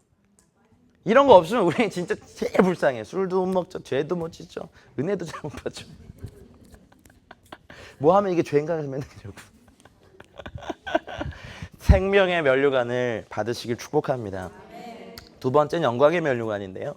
베드로전서 5장 2절로 4절에 보면 너희 중에 있는 하나님의 양무리를 치되 부득이함으로 하지 말고 오직 하나님의 뜻을 쫓아 자원함으로 하며 더러운 일을 위하여 하지 말고 오직 즐거운 뜻으로 하며 맡기운 자들에게 주장하는 자세를 하지 말고 오직 양무리의 본이 되라. 그리하면 목자장이 나타나실 때 시들지 아니하는 영광의 면류관 얻으리라. 여러분 이건 목사들만 받는 게 아니에요. 여러분에게 맡겨진 중고등부 아이들 잘 길러주시고 다음 세대 아이들 위해서 눈물로 씨를 뿌려주고 아이들에게 메시지를 말해준 모든 영혼을 섬긴 사람들에게 주시는 영광의 면류관입니다. 영어를 보면 The Crown of Never Ending Glory and Honor와 끝이 나지 않는 영광과 영예가 바짝바짝바짝바짝바짝 거죠. 아까 저 여기 올 때 노을 이렇게 햇빛이 이렇게 차 정면 이렇게 쫙 비칠 때 차에 탄 5명이 일찍 와 그거 비하겠어요. 여러분 어제도 말씀드렸지 그 하늘에 어떨 때 보면 노을이 너무 아름답잖아요. 그거 다 이렇게 모아서 여러 면류관에 이렇게 붙여주셔도 너무 아름다울 건데 아니면 우주에 있는 막 블랙홀, 화이트홀 그 아름다운 막 별들의 영광으로도 이렇게 해주셔도 너무 아름다울 텐데 그것보다 100만 배, 1000만 배 아름다운 주님의 영광으로 면류관을 만들어서 주시는 게요. 내가 양육한 그 한 사람 때문이라는 거. 한 영혼의 가치를 배우셔야 돼요. 양육 해보셨죠? 안 쉬워요. 약속 안 지키죠. 숙제 안 해오죠. 그쵸? 하여튼 속을 뒤집어놔요. 꼭 여러분 같은 사람 만나게 하셔가지고. 그러니까 내가 나를 양육하는 것 같아. 그래, 저보다 더 심한 거절감 갖고 있는 사람 만나게 하셔서 얘 뭐냐 하면서 내 상처가 아무런 게 안 될 정도로 그런 사람들 줄줄이 갖다 놓으시고 딱 보면 다 나네 이제 이런 거죠. 그러니까 자아를 내가 내 수치감을 죽여야 이 수치감을 만져줄 수 있고 여러분 한 영혼 양육하는 거 영광의 면류관이 있다고 하시고 내가 야 세계 선교를 할 사람인데 여기서 이 말 안 듣는 좀비 같은 애들 이 좀비 같은 애들 뚫어내야 돼요. 그래야 영광의 면류관이 예배됩니다. 여러분 우린 주님께 드릴 수 있는 영광의 면류관 이 면류관이 있기 위해서 받아야 됩니다. 아멘. 얼마나 아름다울까요 여러분 머리 위에 나중에 영광의 면류관. 근데 그런 감격이 있을 거예요. 뭐 큰 목사님 돼서 막 100명, 1000명, 뭐 10,000명, 20,000명, 100,000명 목회하는 분들도 물론 중요하죠. 근데 그 모든 사람들을 다 구원받게 할 퍼센테이지로 치면요. 여러분이 유리해요. 10,000명 중에 1,500명 구원시키고 8,500명 놓치면요. 완전히 그죠? 근데 여러분은 1년에 한 명씩만 양육해도 그죠? 빨리 아멘 하세요. 영광의 면류관인데 저한테 아멘하지 마시고 하나님 말씀에 아멘하세요. 여러분 영광의 면류관인데 여러분 사람을 양육하고 막 그들을 돌보고 하는 거 힘들죠. 내 시간 들여줘, 재정 들여줘, 말 뒤지지도 않는 이 사람 내가 왜 해야 돼? 이러고 막 하루에도 수없이 전화기를 내팽개쳤다가 놨다가 카톡 일자 확인 안 했어 이게 그러면서 막 보면서 이러고 막 속이 막 뒤집어지잖아요. 안 해보셨구나. 이젠 좀 그렇게 가지 혼자 뭐 주님 무슨 뭐 오타쿠예요? 예? 그거 아니잖아요, 그죠? 그냥 나 혼자 주님 여기가 좋사오니 아니야 이제 주님 여기 안 계세요. 어디 가 계시나 봤더니만 양들 어린 양들 또 돌보고 계세요. 그래서 성숙한 신부는 거기 옆에 가서 주님 여기서 뭐 하세요? 하면서 같이만 하는 거야. 아가서 8장이 그걸 얘기하잖아요. 혼자 신부 여정 다 했다고 무슨 매니아 같아. 신부 이거 쓰고 막 이러고 다닐 것 같아. 아니요. 작업복 입고 주님 옆에 같이 가서 주님 같이 일하는 게 신부예요. 영광의 면류관은 절대로. 저도 사실 너무 놓치고 싶지 않은. 내가 이 땅에서는 뭐가 없지만 위에 가봐라. 내가 다 보여줄 거다. 말면서. 데살로니가전서 2장 19절로 20절은 세 번째 기쁨의 면류관을 말씀하셨어요. 우리의 소망이나 기쁨이나 자랑의 면류관 하나예요. 무엇이냐? 그의 강림하실 때 우리 주 예수 앞에 너희가 아니냐. 너희는 우리의 영광이요 기쁨이냐. 여러분 영혼을 구하는 자의 전도자에게 주시는 상급입니다. 예수님께서 모든 기름 부으심을 다 갖고 계시지만요. 예수님만 갖고 계신 독특한 기름 부음이 있어요. 희락, 기쁨. 천국의 정서는 기쁨이에요. 우리 대한민국의 정서는 우울이죠. 좀 기뻤으면 좋겠어. 우리 한이 많고 고생이 많았지만 이제 그래도 저희 다음 세대 이렇게 보면 진짜 하나님의 임재와 영광을 인조해할 수 있는 세대들이에요. 얘네는 주님을 너무 기뻐해요. 저희가 2007년도에 평양 대붕 100주년 기념 성회를 열었는데 많은 단체들이 연합하고 막 했어요. 그런데 이제 그래도 이제 예의상 어르신 목사님들을 강사로 이렇게 다 이렇게 세워드리잖아요. 근데 오시는 분마다 평양 대붕은 회개부흥이었습니다. 그 회개를 저희가 막 거기가 그게 24시간이었나 12시간이었나 그 연속 예배였어요. 그러니까 2시간 단위로 세션이 12개가 있는 거였어요. 그러니까 매 세션마다 거의 1시간마다 한 명의 스피커들이 계시니까. 근데 문제는 오시는 분마다 평양 대붕은 회개부흥이었습니다. 회개. 두 번째 강사 회개부흥이었습니다. 그리고 가요. 남아있는 중보팀이나 거기 있는 사람들은 야 오늘 회개만 7번째 하면서 계속 얼마나 더 회개해야 부흥 올까? 막 우리 막 시끄러 빨리 회개. 근데 놀란 걸 봤어요. 이제 뒷 세션에 갈 때 젊은 사역자들과 예배팀과 청년들이 올라왔는데 갑자기 영적 기류가 확 바뀌었어요. 기쁨으로. 그러니까 이제 그 다음에 오신 강사님이 또 회개로 분위기를 잡아보려고 평양 대붕은 회개부흥했는데 이게 안 먹히는 거예요. 중보팀인 저희님이 오늘 회개만 10번째인데 안 될걸요. 속으로만 생각했는데 이거 말씀드릴 수도 없고. 근데 놀란 건 제가 읽어봤어요. 마지막 때 주님께서 일으키시는 부흥은요. 천국의 기쁨의 부흥. 순교를 당해도 기뻐요. 고난 당해도 기뻐요. 막을 수 없어요. 우리는 그런 거 있잖아요. 막 울면서 은혜 받으면 은혜 받은 거고 웃으면서 은혜 받으면 이단이고. 이게 우리 한국 정서상 막혀있는 정서이기 때문에 그래요. 왜 엮이는 가정의 특징 중에 하나가 그거잖아요. 어떤 정서는 허락되고 어떤 정서는 허락되지 않아요. 그 가정 안에. 뭐 큰 소리를 웃는다거나 이런 게 허락되지 않는 가정이 있었어요. 저희 가정 같은 경우. 그래서 저희는 웃으면 그래서 입이 항상 삐뚤어졌어요. 사진 찍으면 제 컴플렉스가 나이키. 이제 매력 포인트였죠. 그래서 이빨을 보이고 웃은 게 제가 몇 년이 안 돼요. 못 믿으시겠죠. 옛날 사진 보면요. 사진 찍는 거 되게 싫었어요. 항상 입이 삐뚤어지게 나와요. 여러분 천국은 기쁨의 장소입니다. 저 녀석같이 기쁨을 겁니다. 네 번째는 의의 면류관인데 디모데후서 4장 6절로 8절에 말씀을 전파하고 고난받으며 전도인의 일을 한 직무를 다한 성도들이 받는 상급입니다. 관제와 같이 벌써 내가 부음이 되고 나의 떠날 기약이 가까웠도다. 내가 선한 싸움을 싸우고 나의 달려가기를 마치고 믿음을 지켰으니 이제 후로는 나를 위하여 의의 면류관이 예비되었으므로 주 곧 의로우신 재판장이 그날에 내게 주실 것이니 내게만 아니라 주의 나타나심을 사모하는 모든 자에게니라. 할렐루야.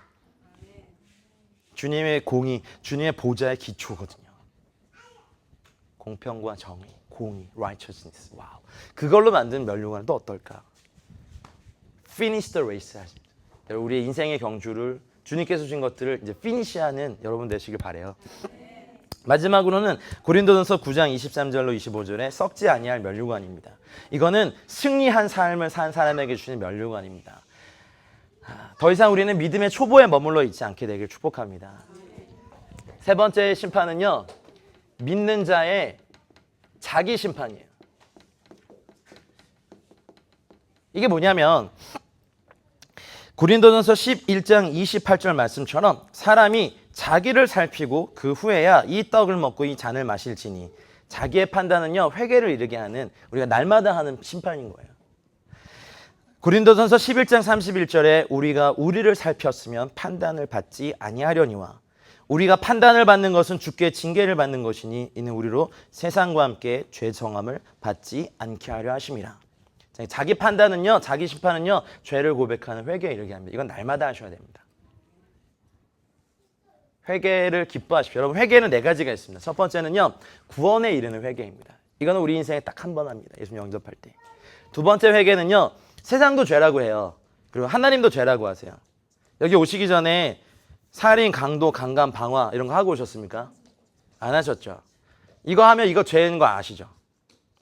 이 두 번째까지의 회개는요, 하기가 오히려 쉬워요. 근데 문제는 세 번째부터요. 세상은 죄라 하지 않아요. 근데 주님이 죄라 하세요. 2단계부터 걸리는 거예요, 이제. 11조 안 한다고 경찰에 출동합니까? 당신을 11조 하는 현행범으로 체포합니다. 아니죠. 여기부터 걸리는 거예요. 뭐 형제가 굶고 있는데 세상의 기준으로 보면 아니 지가 일 안 해서 굶는데 왜 내가 플로잉을 해? 그죠? 일하라 그래. 근데 주님은 야 형제가 굶고 있는데 네가 좀 나눠줘라. 제가 왜요? 전 또 이거 주면 또 제 술 먹을 거예요. 그래도 줘라. 술 먹어도 줘라. 싫어요. 줘라. 안 해요. 줘라. 에이 진짜. 가져라 씨. 먼저 주고 이 처먹어라 씨. 먼저 주면서 그러지 않겠지만 여기서부터 이제 순종하기 시작하는 거죠. 근데 진짜 회개의 메타노의 뜻은 네 번째인데요. 주님이 원래 우리를 예정하신 그 수준에 이르는 회개예요. 우리 안에 거룩이 없는 걸 회개하는 거예요. 우리 안에 능력이 없는 걸 회개하는 거예요. 사랑이 없는 걸 회개하고 말씀이 성취되지 않은 걸 회개하는 거예요. 이게 메타노의 회개의 참 뜻이에요. 그래서 예수님께서 그러셨죠. 야, 내가 말은 진실로 너에게 이르노니 나를 믿는 자는 내가 하는 일을 하겠고 이보다 더 큰 일도 하리라 했는데 우리는 내가 하는 일, 주님이 하시는 일도 도달하지 못해 놓고선 괜찮다고 생각해요. 회개할 거리가 없다고요? 아니 여러분 회개를 모르시는 거예요. 주님이 하신 일도 도달하지 못한 것에 대해 내 삶의 사랑과 능력과 열심과 이런 것들이 없는 것에 대한 회개를 이루면요. 여러분 점점 더 그 영역으로 갑니다. 믿는 자에 대한 자기의 심판은 이러한 과정을 통해서 거룩과 성결에 이르게 됩니다. 여러분 꼭 여기에 성공하십시오. 네 번째는 나중에 이스라엘이 받을 심판인데요. 이스라엘이 AD 70년에 이제 예루살렘이 멸망하고 거의 2000년 동안 멸망을 떠돌았죠. 학살도 많이 당하고 고난도 너무 많이 당하고요. 근데 나중에 여러분 그 성경을 보다 보면 온 이스라엘이 심판을 받는 날이 이제 심판을 받고 구원을 받는 날들이 기록되어 있습니다. 이스라엘이 심판받는 날은요, 야곱의 환란의 때라고 얘기하는데, 여러분 1948년도 5월 14일 맞죠? 5월 14일 날 이스라엘이 한 나라로서 건국합니다. 이건 하나님이 말씀하신 겁니다. 이루신 겁니다. 그동안은요, 신학자들이 이스라엘 나라 자체가 없으니까 이 모든 이스라엘에 대한 언약이 영적 이스라엘인 교회가 대신했다라고 가르쳤어요. 그러나 이스라엘이 한 나라 국가로서 딱 회복되고 나면서 이제 이것이 바뀌었어요. 주님의 이제 엔드타임 마지막 시간대가요. 이제 12시가 끝이면요. 11시로 들어가는 사인이에요. 1967년도에 6.1 전쟁을 통해서 그 유대인들이 예루살렘을 탈환했죠. 예루살렘에 대한 예언이 뭡니까? 이방인의 충만한 수가 차기까지 이 예루살렘은 이방인들의 발에 밟힐 것이다 라고 했는데 그 6.1 전쟁을 통해서 유대인들이 이 예루살렘을 수복했어요. 이 말은 뭡니까? 이방인의 충만한 수가 거의 다 찼다는 거예요. 여러분 저희도 그런 시대에 살고 있어요. 그리고 메시아닉 주이시라고 하는 이제 유대인들인데 예수님을 영접한 사람들의 수가 지금 몇만 명 이상으로 늘어나고 있는 거 아시죠? 또 하나의 증거는 67년, 68년 그 이후부터 70년대, 80년대 지금까지 전 세계에서 이스라엘로 600만 명 이상의 사람들이 알리야, 그러니까 알리야가 성전에 오르다라는 뜻인데 제2의 출애굽을 이루고 있다는 거예요.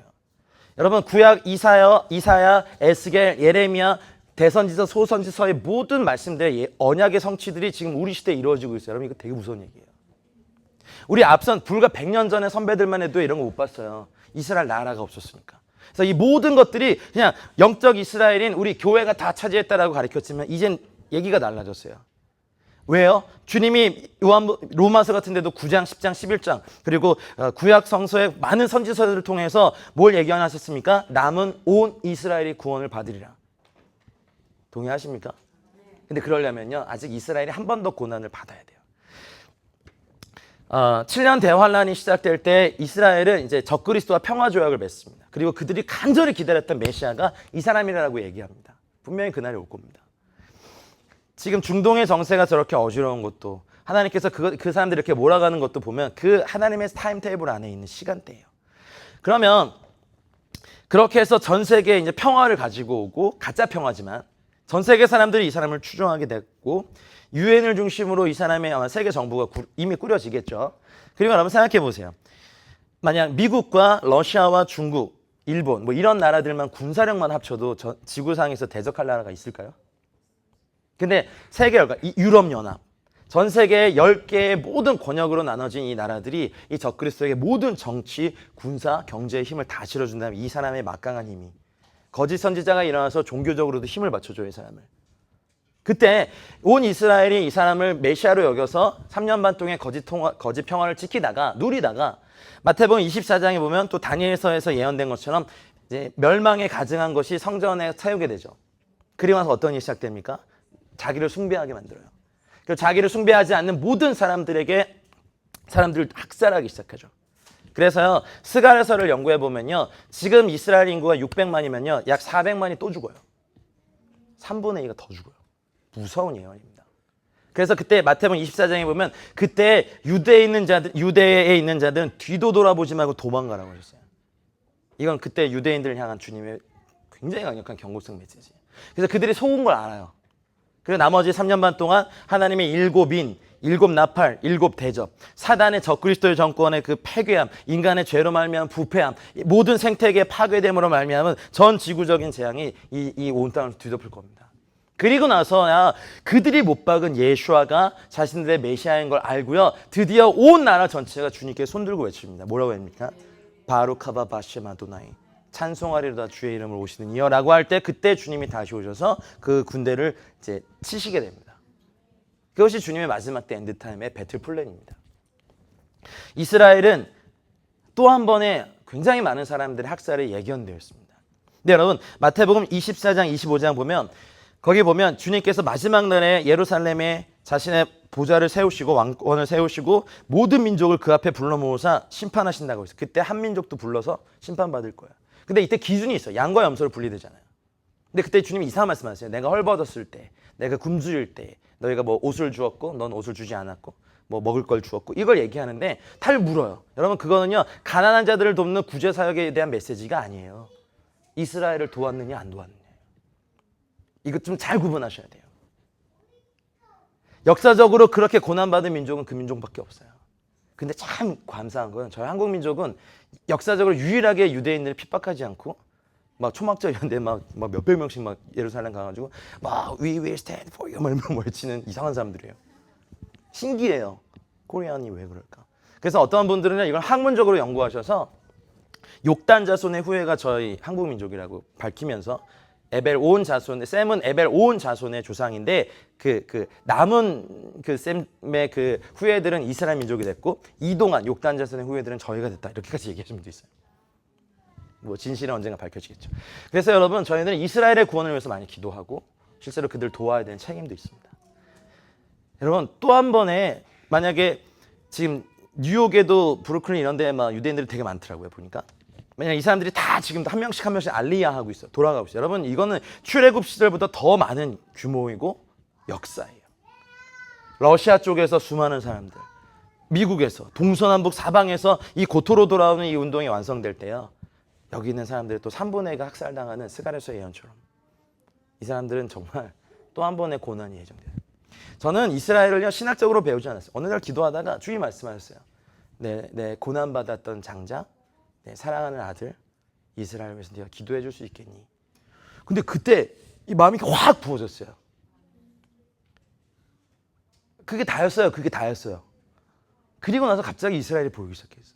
저도 보수적인 학교에서 신학을 했거든요.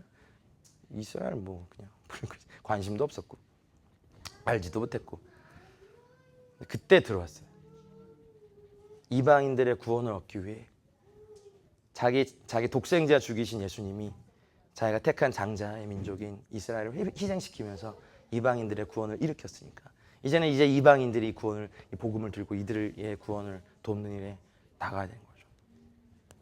다섯 번째는요, 이방 나라들에 대한 심판입니다. 저희들이겠죠. 이 심판은 하나님이 자기 아들의 영광으로 오실 때, 마태복음 25장 31절로 33절에 인자가 자기 영광으로 모든 천사와 함께 올 때 자기 영광의 보좌에 앉으리니, 자기 영광의 보좌는요, 예레미야서 3장에 보면 예루살렘이라고 정확히 말씀하셨어요. 거기에 앉으셔서 모든 민족을 그 앞에 모으고 각각 분별하기를 목자가 양과 염소를 분별한 것 같이 하여 양은 오른편에 염소는 왼편에 두리라. 이방 나라들 쉽지 않아요. 우리 봤잖아요. 철장 권세를 주시는 이기는 자가 있었잖아요. 이방 나라는요, 목자의 막대기로 치실 분량이 아니에요. 천년왕국 이후에도 살아남은 사람들이요, 주님을 그때도 영접 안 하고 대적하다가 마지막 심판을 받는 거 보셨잖아요. 열방은 주님이 철장으로 다스리는 나라예요. 마지막 때 분명히 이것들이 일어날 겁니다. 여섯 번째는 타락한 천사들, 사단이라고 하는, 마귀라고 하는 그 타락한 천사들에 대한 심판인데요. 계시록 20장 10절에 또 저희를 미혹하는 마귀가 불과 유황못에 던지우니 거기는 그 짐승과 거짓 선지자도 있어 세세토록 밤낮 괴로움을 받으리라. 여러분, 이 타락한 천사들이 지금 왜 이렇게 난리를 치냐면 자기의 마지막이 얼마 안 남은 걸 알기 때문입니다. 모든 교회, 모든 사람들, 모든 사역자, 다음 세대 할 수 있으면 모든 사람들 다 타락하기 위해서 총력전을 기울이고 있습니다. 우리가 깨어 주 앞에 서지 않으면 신학을 하고 안 하고 다 필요 없습니다. 직분을 갖고 안 받고 신앙생활 오래되고 안 하고 나는 보수적인 장로교회 필요 없습니다. 다 미혹될 수 있습니다. 여러분, 깨어서 기도하시고 주 앞에 서십시오. 일곱 번째는 믿지 않는 자들에 대한 심판입니다.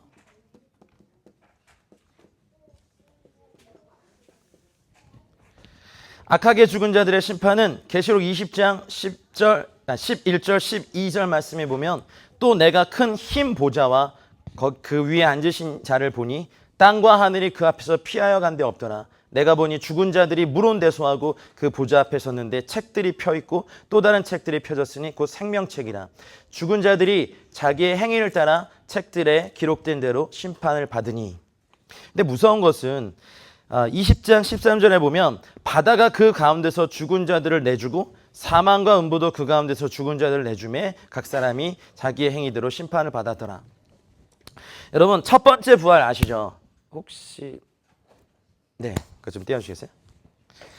첫 번째 부활이 있고 난 다음에 이제 천년왕국이 이렇게 있습니다. 그 다음에 이것을 마무리할 때 두 번째 부활은 첫째 부활에 참여하지 않은 아담 이래로 살아간 모든 사람들이 다 살아납니다. 부활체로.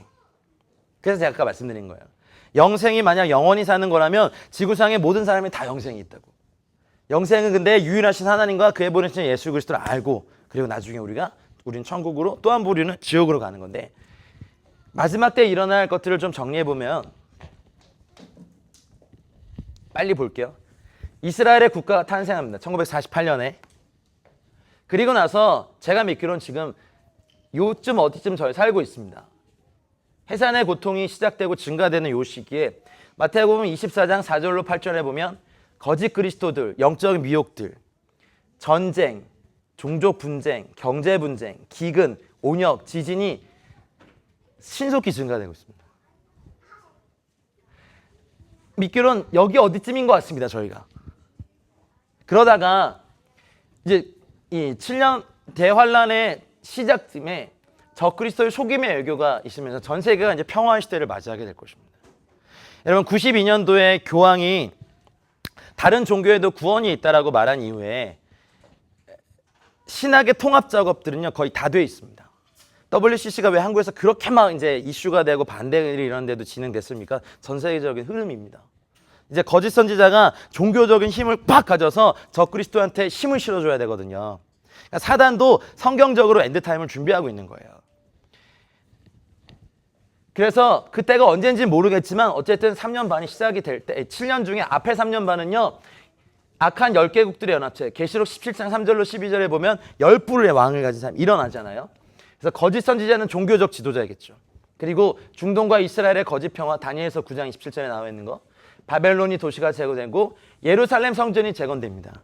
이 내용을 살짝 다루고 김종철 감독님 이런 분들이 제3성전 찍었다가 하여튼 막 어려움도 많이 당하셨는데, 자, 이 3년 반 동안 해산의 고통이 계속 증가되면서 세계적인 거짓 평화와 안전이 일어납니다. 그리고 이때 크게 배도하게 됩니다. 지금 그 배도의 씨앗들을 보고 있어요. 근데 마귀적으로는 그렇지만 우리 하나님 나라로서는 대추수가 더 일어날 거예요. 저는 이거를 강조하고 싶어요. 그 중동 방송에 보면 알자지라 방송 말이 좀 자지러지는 그 방송. 근데 거기 보면 이제 그 저희에게도 그 이슬람 선교 전문가가 있듯이 그 사람들에게도 기독교 선교 전문가가 있는데 어느 TV 프로에 나와서 자기들끼리 막 대담을 하더라고요. 자기들이 먼저 미국을 대상으로 유럽을 대상으로 100몇십 년간의 이슬람 선교를 한 결과 몇백만 명의 뭐 표신자를 얻었습니다. 그 사람들이 막 박수를 쳐요. 그런데 이제 얘기를 하는 거예요. 그런데 아프리카에서는요, one year 한 해에 1000만 명이 주 앞에 돌아옵니다. 에이, 좀 놀래주세요. 안 믿겨지죠 지금. 그러니까 우리가 지금 너무 우리 교회 우리 목사 너무 좁아요 시각이. 열방에서 주님은 계속 승리하고 계셨거든요. 한 번도 패배하신 적 없어요. 우리가 몰라드리면 그냥 우리 문제 묻겠네요 그냥. 그렇죠? 아까 말씀하신 것처럼 암 수술 3번보다 더 힘든 남편과 이런 창눈물 자식들과 지지고받고 그냥 가정마냥 이러고만 살다가 주님 오시든 말든 지금 승리하든 말든 그냥 다 싫은 거야 그냥. 다 디비자고 있는 다 디비자고. 성경 체험 조금 했다고 기름 준비하고 있어도 다 자고 있고 파수꾼들만 외롭게 눈 비비고 막 야 좀 일어나봐 같이 좀 보자 계속 자고 있고. 그 찾아보셨어요 유튜브에서 그 나이지리아 대붕 이런 거? 안 해보셨죠? 이거 뭐 볼 수도 없고 꼭 보세요. 정말 감동이에요. 이따가 한번 찾아서 끝날 때 봐도 좋겠다. 나이지리아 대붕 보면요 2001년부터 2009년까지요 5,500만 명이 주 앞에 돌아오는 뭐 이런 영상들. 우리 남한 인구 전체가 돌아온 거예요 10년 동안. 근데 여러분 그 나라가요 이슬람이 제1 종교였던 나라예요. 7세기에 이슬람이 발현하고 난 다음에 어떤 나라의 제1 종교가 된 다음에 기독교가 재역전된 번지 한 번도 없었는데 나이지리아에서 이런 일이 일어났단 말이죠. 얼마나 신나요. 중국에서 하루에 3만 명씩 영혼을 얻고 있고요.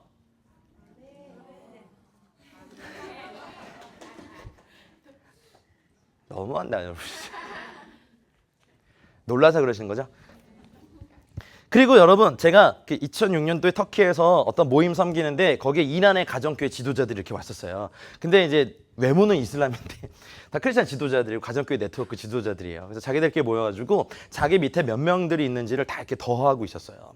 그러는데 다 더한 수가 몇 명이었냐면 1,100만 명이었어요. 이란에서. 그래서 제가 이렇게 보고 말도 안 돼. 1,100만 너무한다. 못 믿겠는 거예요. 선교사님 제가 봐도. 근데 자기들끼리도 막 이렇게 보면 이거 좀 중복된 것 같다라고 하면서 다시 계산하고 그래도 합의를 낸 게 뭐냐면 최소 800만 명이 존재한다. 너무 궁금해서 점심시간에 그분들 따라가면서 물어봤어요. 너 어떻게 예수 만났냐 막 이렇게 했는데 그 간증이 놀라워요.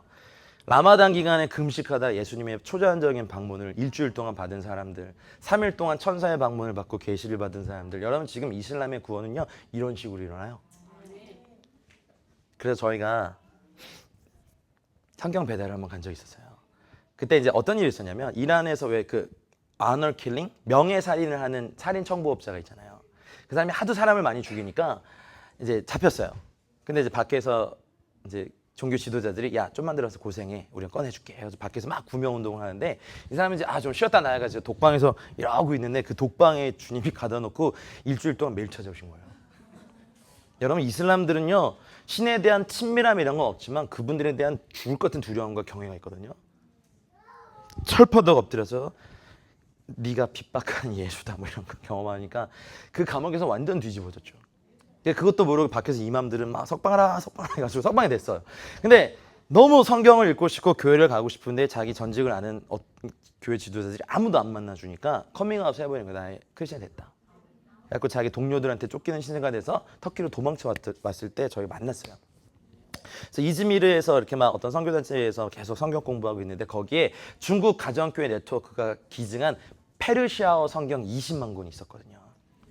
근데 그 이란은요 이렇게 얇은 종이는 코란만 찍을 수 있어요. 성경 그러니까 여러분 근데 이 성경을 A4지로 찍으면 이만해요. 그렇죠. 근데 중국 교회가 문화대혁명 시절에 그 웨스턴 처치한테 100만 권의 성경을 도네이션 받은 적이 있어요. 그래서 목사들 다 혀 뽑혀 죽고 막 사람들 앞에서 처형당하고 죽을 때 성경이 퍼지면서 그 가정교회 확 서가서고, 그러니까 그런 나라의 성경을 기증하고 도네이션하는 어떤 전통들이 있어요. 제가 그냥 개인 사업자인데 이분은 라오스에 그 10만 권의 성경을 배달하려고 굉장히 자기 사업을 열심히 하시는 분도 보셨고, 어쨌든 그래서 그분이 이걸 보더니만 내 나머지 평생에 이거를 다 이란에, 내 조국 이란에 배달하는 것이 내 사명이다라고 했는데, 저희가 이제 이걸 이제 팀을 꾸렸어요. 근데 비행기로 가면 이게 다 엑스레이로 걸리니까 육로로 이제 하나씩 다 포장해, 선물같이 이렇게 포장해가지고 형제들 한 150건 정도, 자매들 한 120건 정도 막 메고 끌고 들고 막 이렇게 해가지고 차에 실어서 갔는데 두근두근 하잖아요. 그래서 가지고 이제 다 기도 부탁하고 이제 육로를 통해서 국경을 들어가는데 이렇게 보더니만 패스포트 딱 보더니만 아이 코리안 딱 그러는 거야. 그래서 네, 내가 아니고 예스 그랬구나. 따라오라고. 아 정말. 콩닥콩닥 하는. 그래서 어느 오피스에 들어가서 Who is your leader? 그런 거예요. 사람들이 다 이렇게 저를 이렇게 미는 거죠. 따라오라고 그래가지고 자기 방에 들어가서 형식적인 질문 던지고 한 2시간인가 계속 앉혀놨는데 막 계속 이제 마음에 기도가 나오는 거예요. 주님, 저희는 못 들어가도 괜찮은데 저 성경은 들어가야 됩니다. 그리고 저 아저씨 보호해 주셔야 되는데 하나님 걸리면 이제 잡혀서 사형당할 텐데 좀 보호해 주려고 계속 기도가 나오고 하는데, 되게 싱겁게 해프닝이 어떻게 끝났냐면 2시간쯤 후에 이제 그 장교가 이렇게 떡떡 오더니만 뭐라고 또 뭐랑 물어봐요. 그래서 뭐 이렇게 막 하고 막 하다가 다 격계동물하고 귓속말로 Do you happen to know 대장금? 딱 그런 거예요. 대장금 아니야 너. 그래서 저희가 사실 들은 얘기가 있어가지고요. 이렇게 그 이영애 씨 브로마이드와 사인 CD를 들고 왔거든요. 그래서 sure? 그러면서 꺼내서 줬거든요. 그러니까 갑자기 We are friend 딱 돼가지고요. 통과됐어요. 성경을 몇천 권을 배달했는데 너무 가보고 싶어서 근데 갔는데요. 진짜 007 작전하듯이 어느 벤치에 놓고 가면 막 아까 싹 가져가고 막 이런 거 했거든요. 근데 어쨌든 저도 이렇게 다 이렇게 분장하고 가서 갔는데 그분들 성경 받고요. 정말 이렇게 보시더라고요. 감격이었어요. 근데 그분들 말이 더 대단했어요. 딱 성경 보다가 그때 천사가 한 말이 이거였구나 말면서 소름이. 제가 이렇게 보면서 1990년대부터 2000년대까지 템포리 윈도우에요. 전 세계 중보자들의 집중적인 기도가 끊이지 않고 10년간 드려진 적이 있었거든요. 그때 일으키셨어요. 엄청난 초자연적인 이슬람권의 부흥을. 이런 건 미디어에 안 나오죠. 미디어는 다 이미 이쪽 적그리스도 진영들이 다 장악하고 있으니까 그런 뉴스 안 나와요. 제가 선교지에서 확인한 것들도 너무 놀라운 사건들이 많은 거죠. 저는요, 이거보다 이게 더 중요하다 생각해요. 이거야 어차피 뭐 이렇게 다 말씀해 놓으신 건데 뭐 두려울 것도 없고 일루미나티가 아유 물어서 프리메이슨이 어떻고 그냥 하라 그래요. 그냥 우리는 하라 그러지 뭐. 아니 걔들도 성경적으로 준비하는데 우리도 성경적으로 준비하면 되지 뭐. 안 그래요? 뭐 그래서 나머지 이제 이때 멸망에 가증한 것이 서고 학살하기 시작하면 이제 대환란이 사실은 진짜 대환란 이 3년 반입니다.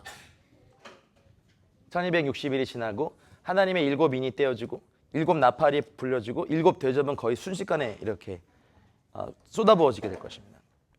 멸망에 가증한 것이 서죠. 2 증인이 출연합니다. 이분들은 우리 편이죠. 그죠? 14만 4천 명의 이스라엘의 인침에 신천지가 아닙니다. 이런 거를 몰라서 속아요 왜? 과천이 무슨 성지야? 말도 안 돼. 이만희 씨 주름도 못 이기면서 뭘 이겨요 이게? 이런데 왜 속아요?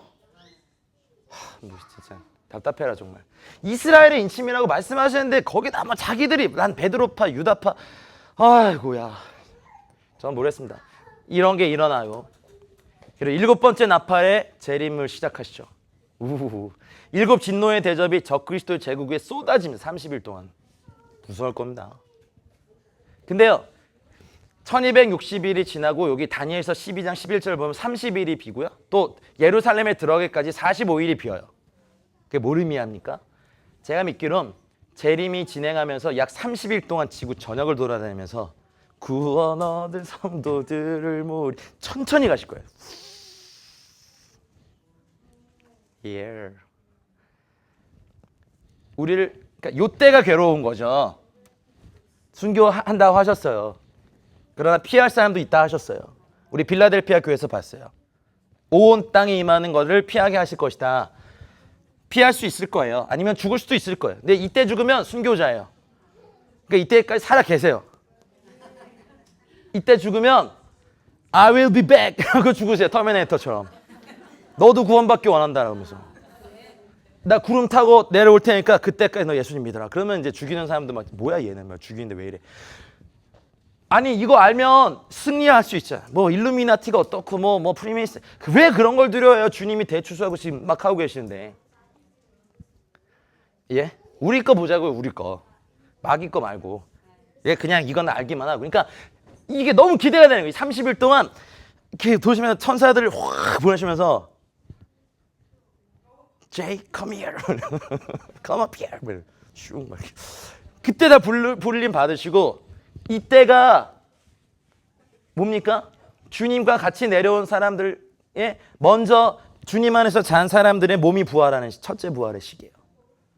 오, 살아남은 사람은 호련히 변화돼서 공중에서 주님 얼굴 뵈는 거죠. 그렇게 30일 동안 주님이 재림을 드시고 이제 예루살렘에 입성해서 이때 이제 천년왕국이 시작됩니다.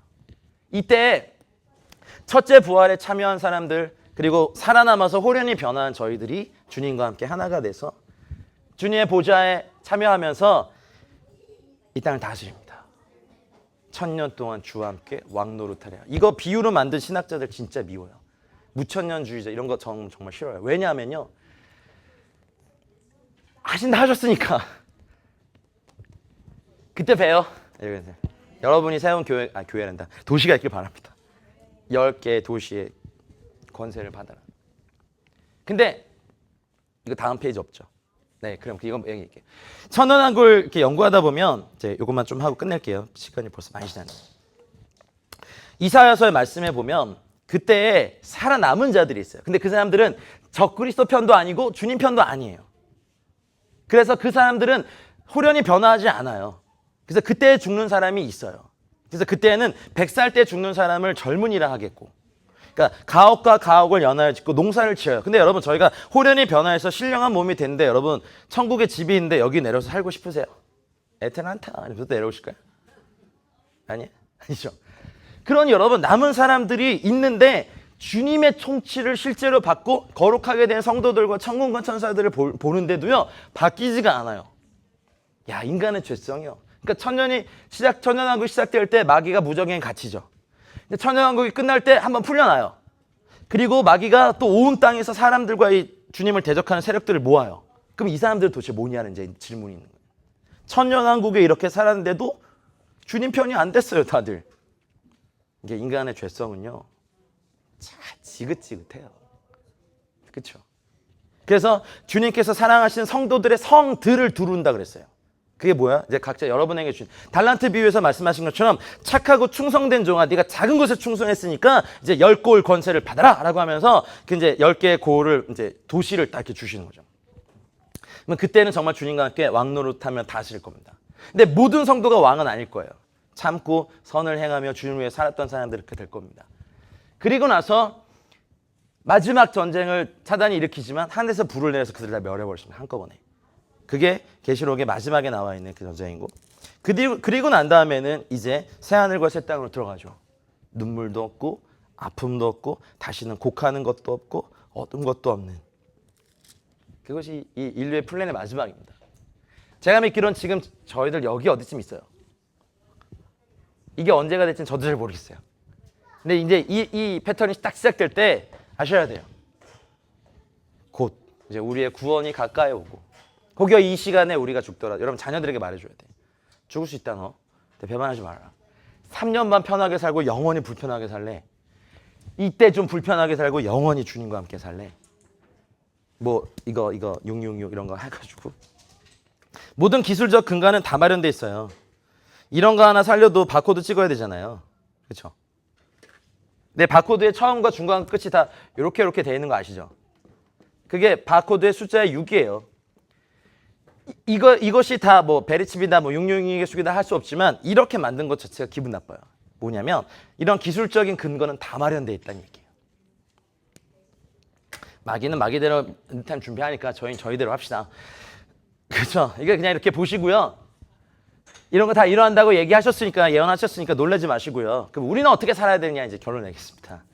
오늘 좀 너무 제가 오버 많이 했는데, 예견됐으니까 놀라지 마십시오. 일어날 겁니다. 우리가 막 이걸 부인해도 일어납니다. 우리는 여기에 집중하십시다. 대추수와 부흥들, 주님의 다시 오심을 기다리는 흠없고 접없는 이제 마지막 때 교회는 순결한 사람은 더 순결해질 것이고 타락한 사람은 다 타락할 거예요.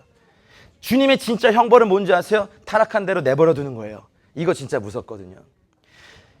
이번에 이 4일간의 집회의 이름을 Equip for God's People이라고 되어 있는데, 저는 믿어요. 이런 마지막 때의 이런 플랜들을 알고 우리가 해야 될 것이 무엇인지를 항상 깨어서 기도하고 주님의 다시 오심을 기다리는 것, 이걸 말씀드리고 싶어요. 많은 하나님의 사람들이 그랬던 것처럼. 그리고 여러분 기도하시다가도 정말 체험하시기 바라요. 영안이 열려서 보실 때 천국의 발코니에서 우리를 바라보고 있는 믿음의 선배들이 있어요. 그들은 우리 세대를 부러워요. 왜냐하면 우리 세대가 받을 고난도 극심하지만 반면에 그래서 받을 영광도 커요. 종교개혁의 시대 선배들도 계시겠고, 뭐 1차, 2차 영적 대각성 시대에 살았던 분들도 계시겠고, 뭐 평양 대부흥 시대에 살았던 분도 계시겠고, 그러나 저희 시대를 부러워하는 이유 중에 하나는 이제 마지막 때의 교회가 환난을 통과하고 또 그 전에 피함 받는 사람도 있겠지만 이제 이 거룩하게 된 하나님의 교회가 점도 없고 흠도 없이 어린 양의 혼인잔치에 초청될 걸 알기 때문에, 여러분 온 우주의 클라이막스 중에 클라이막스는 우리가 점도 없고 흠도 없는 그리스도의 신부가 되어 우리 신랑 대신 예수 그리스도께로 나아가는 그 온 우주의 최고의 잔치, 찬양으로 우리 함께 기뻐, 이런 거 하는 수준이 아니야. 뭐 어린 양의 혼인잔치, 얼마나 기쁠까요? 얼마나 기쁠까요? 환난을 통과하고 예수의 증거와 피뿌림으로 인하여 이기고 세마포옷을 더럽히지 아니하고 자기를 지켜서 세상에 물들지 아니하고 지켜냈던 하나님의 사람들이 신부 입장, 주님 참 행복하세요. 욕심도 많으세요. 이렇게 많은 신부들을 취하시니까. 결혼식장에 가면 그거 아시죠? 대부분 신부를 보지만 전 신랑을 봅니다. 왜냐하면 신랑이 얼굴을 보면 이 신부를 얼마나 사랑하는지가 보이거든요. 그게 또 재밌어요. 신랑, 뭐 신부야 어쨌든 이뻐요. 웨딩드레스 입고도 안 입으면 좀 문제가 있어요. 뭐 그거 어쩔 수 없어요. 그 신랑이 감당해야 돼. 대부분 이쁘잖아요. 다 이쁘잖아요. 그죠? 그 신랑의 감격자. 주님이 저희들을 맞이하실 때 이 땅에서 우리가 뭐 그리 수고한 거 있다고 면류관 탁 준비하셔가지고, 나의 사랑하는 신부들아, 이름도 다 아시고 우리가 고백했던 말도 아시고 우리가 흥얼거렸던 노래도 다 기억하시고 주를 위해 수고하며 애썼던 것도 다 기억하시는 거. 일로 와, 정원아. 이제 마무리를 할게요. 네. 얘가 나타났다는 건 빨리 끝나는 얘기였어. 오 마이. 괜찮아. 죄송해요, 집사님. 잠깐 기도하고 싶습니다. 한 가지 같이 기도하고 마치겠는데요. 긴 말씀 들어주셔서 고맙습니다. 이 아틀란타에 계신 여러분, 제가 준비한 주제를 바꾸셔서 7교회를 하게 하신 이유도 전 이해를 잘 못했었는데 이제 하면서 알았습니다. 이기는 자, 또 이긴 자들이 여기 계시다는 거. 그리고 마지막 때 이제 승리해서 이 마지막 때를 준비하는 하나님의 사람들이 여기 계시다는 걸 알았습니다. 그래서 한번 기도하고 제가 기도하고 마치고 싶은데요. 여러분 이제 함께 이 일을 위해서 준비했으면 좋겠습니다. 사실은 오늘 저녁쯤 이제 초청을 할 예정이었지만 제 마음 안에 같이 기도하고 마쳤으면 좋겠다는 것이 무엇이냐면 다음 세대를 저희 놓치면 안 될 것 같습니다. 그렇죠? 그렇죠? 우리 다음 세대 절대 놓치면 안 됩니다. 그 아이들에게 가르쳐줘야 됩니다.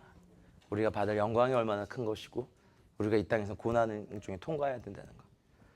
그래서 좀 우리 손을 한번 들고, 음악은 없지만 우리 믿음으로 우리 주여 한번 외치고 기도할 때, 하나님 이제 우리가 주님의 다시 오심을 기다리는 거룩한 신부와 이기는 세대로 일어나 특별히 이 땅의 다음 세대를 위하여 우리가 삶을 드리고 우리 주님의 이름을 영화롭게 해드리는 일에 우리가 연합하고 함께 나아가는 일에 힘쓰겠습니다. 그래서 주님 우리의 다음 세대를 취하십시오라고 믿음으로 주여 한번 같이 외치고 기도하겠습니다.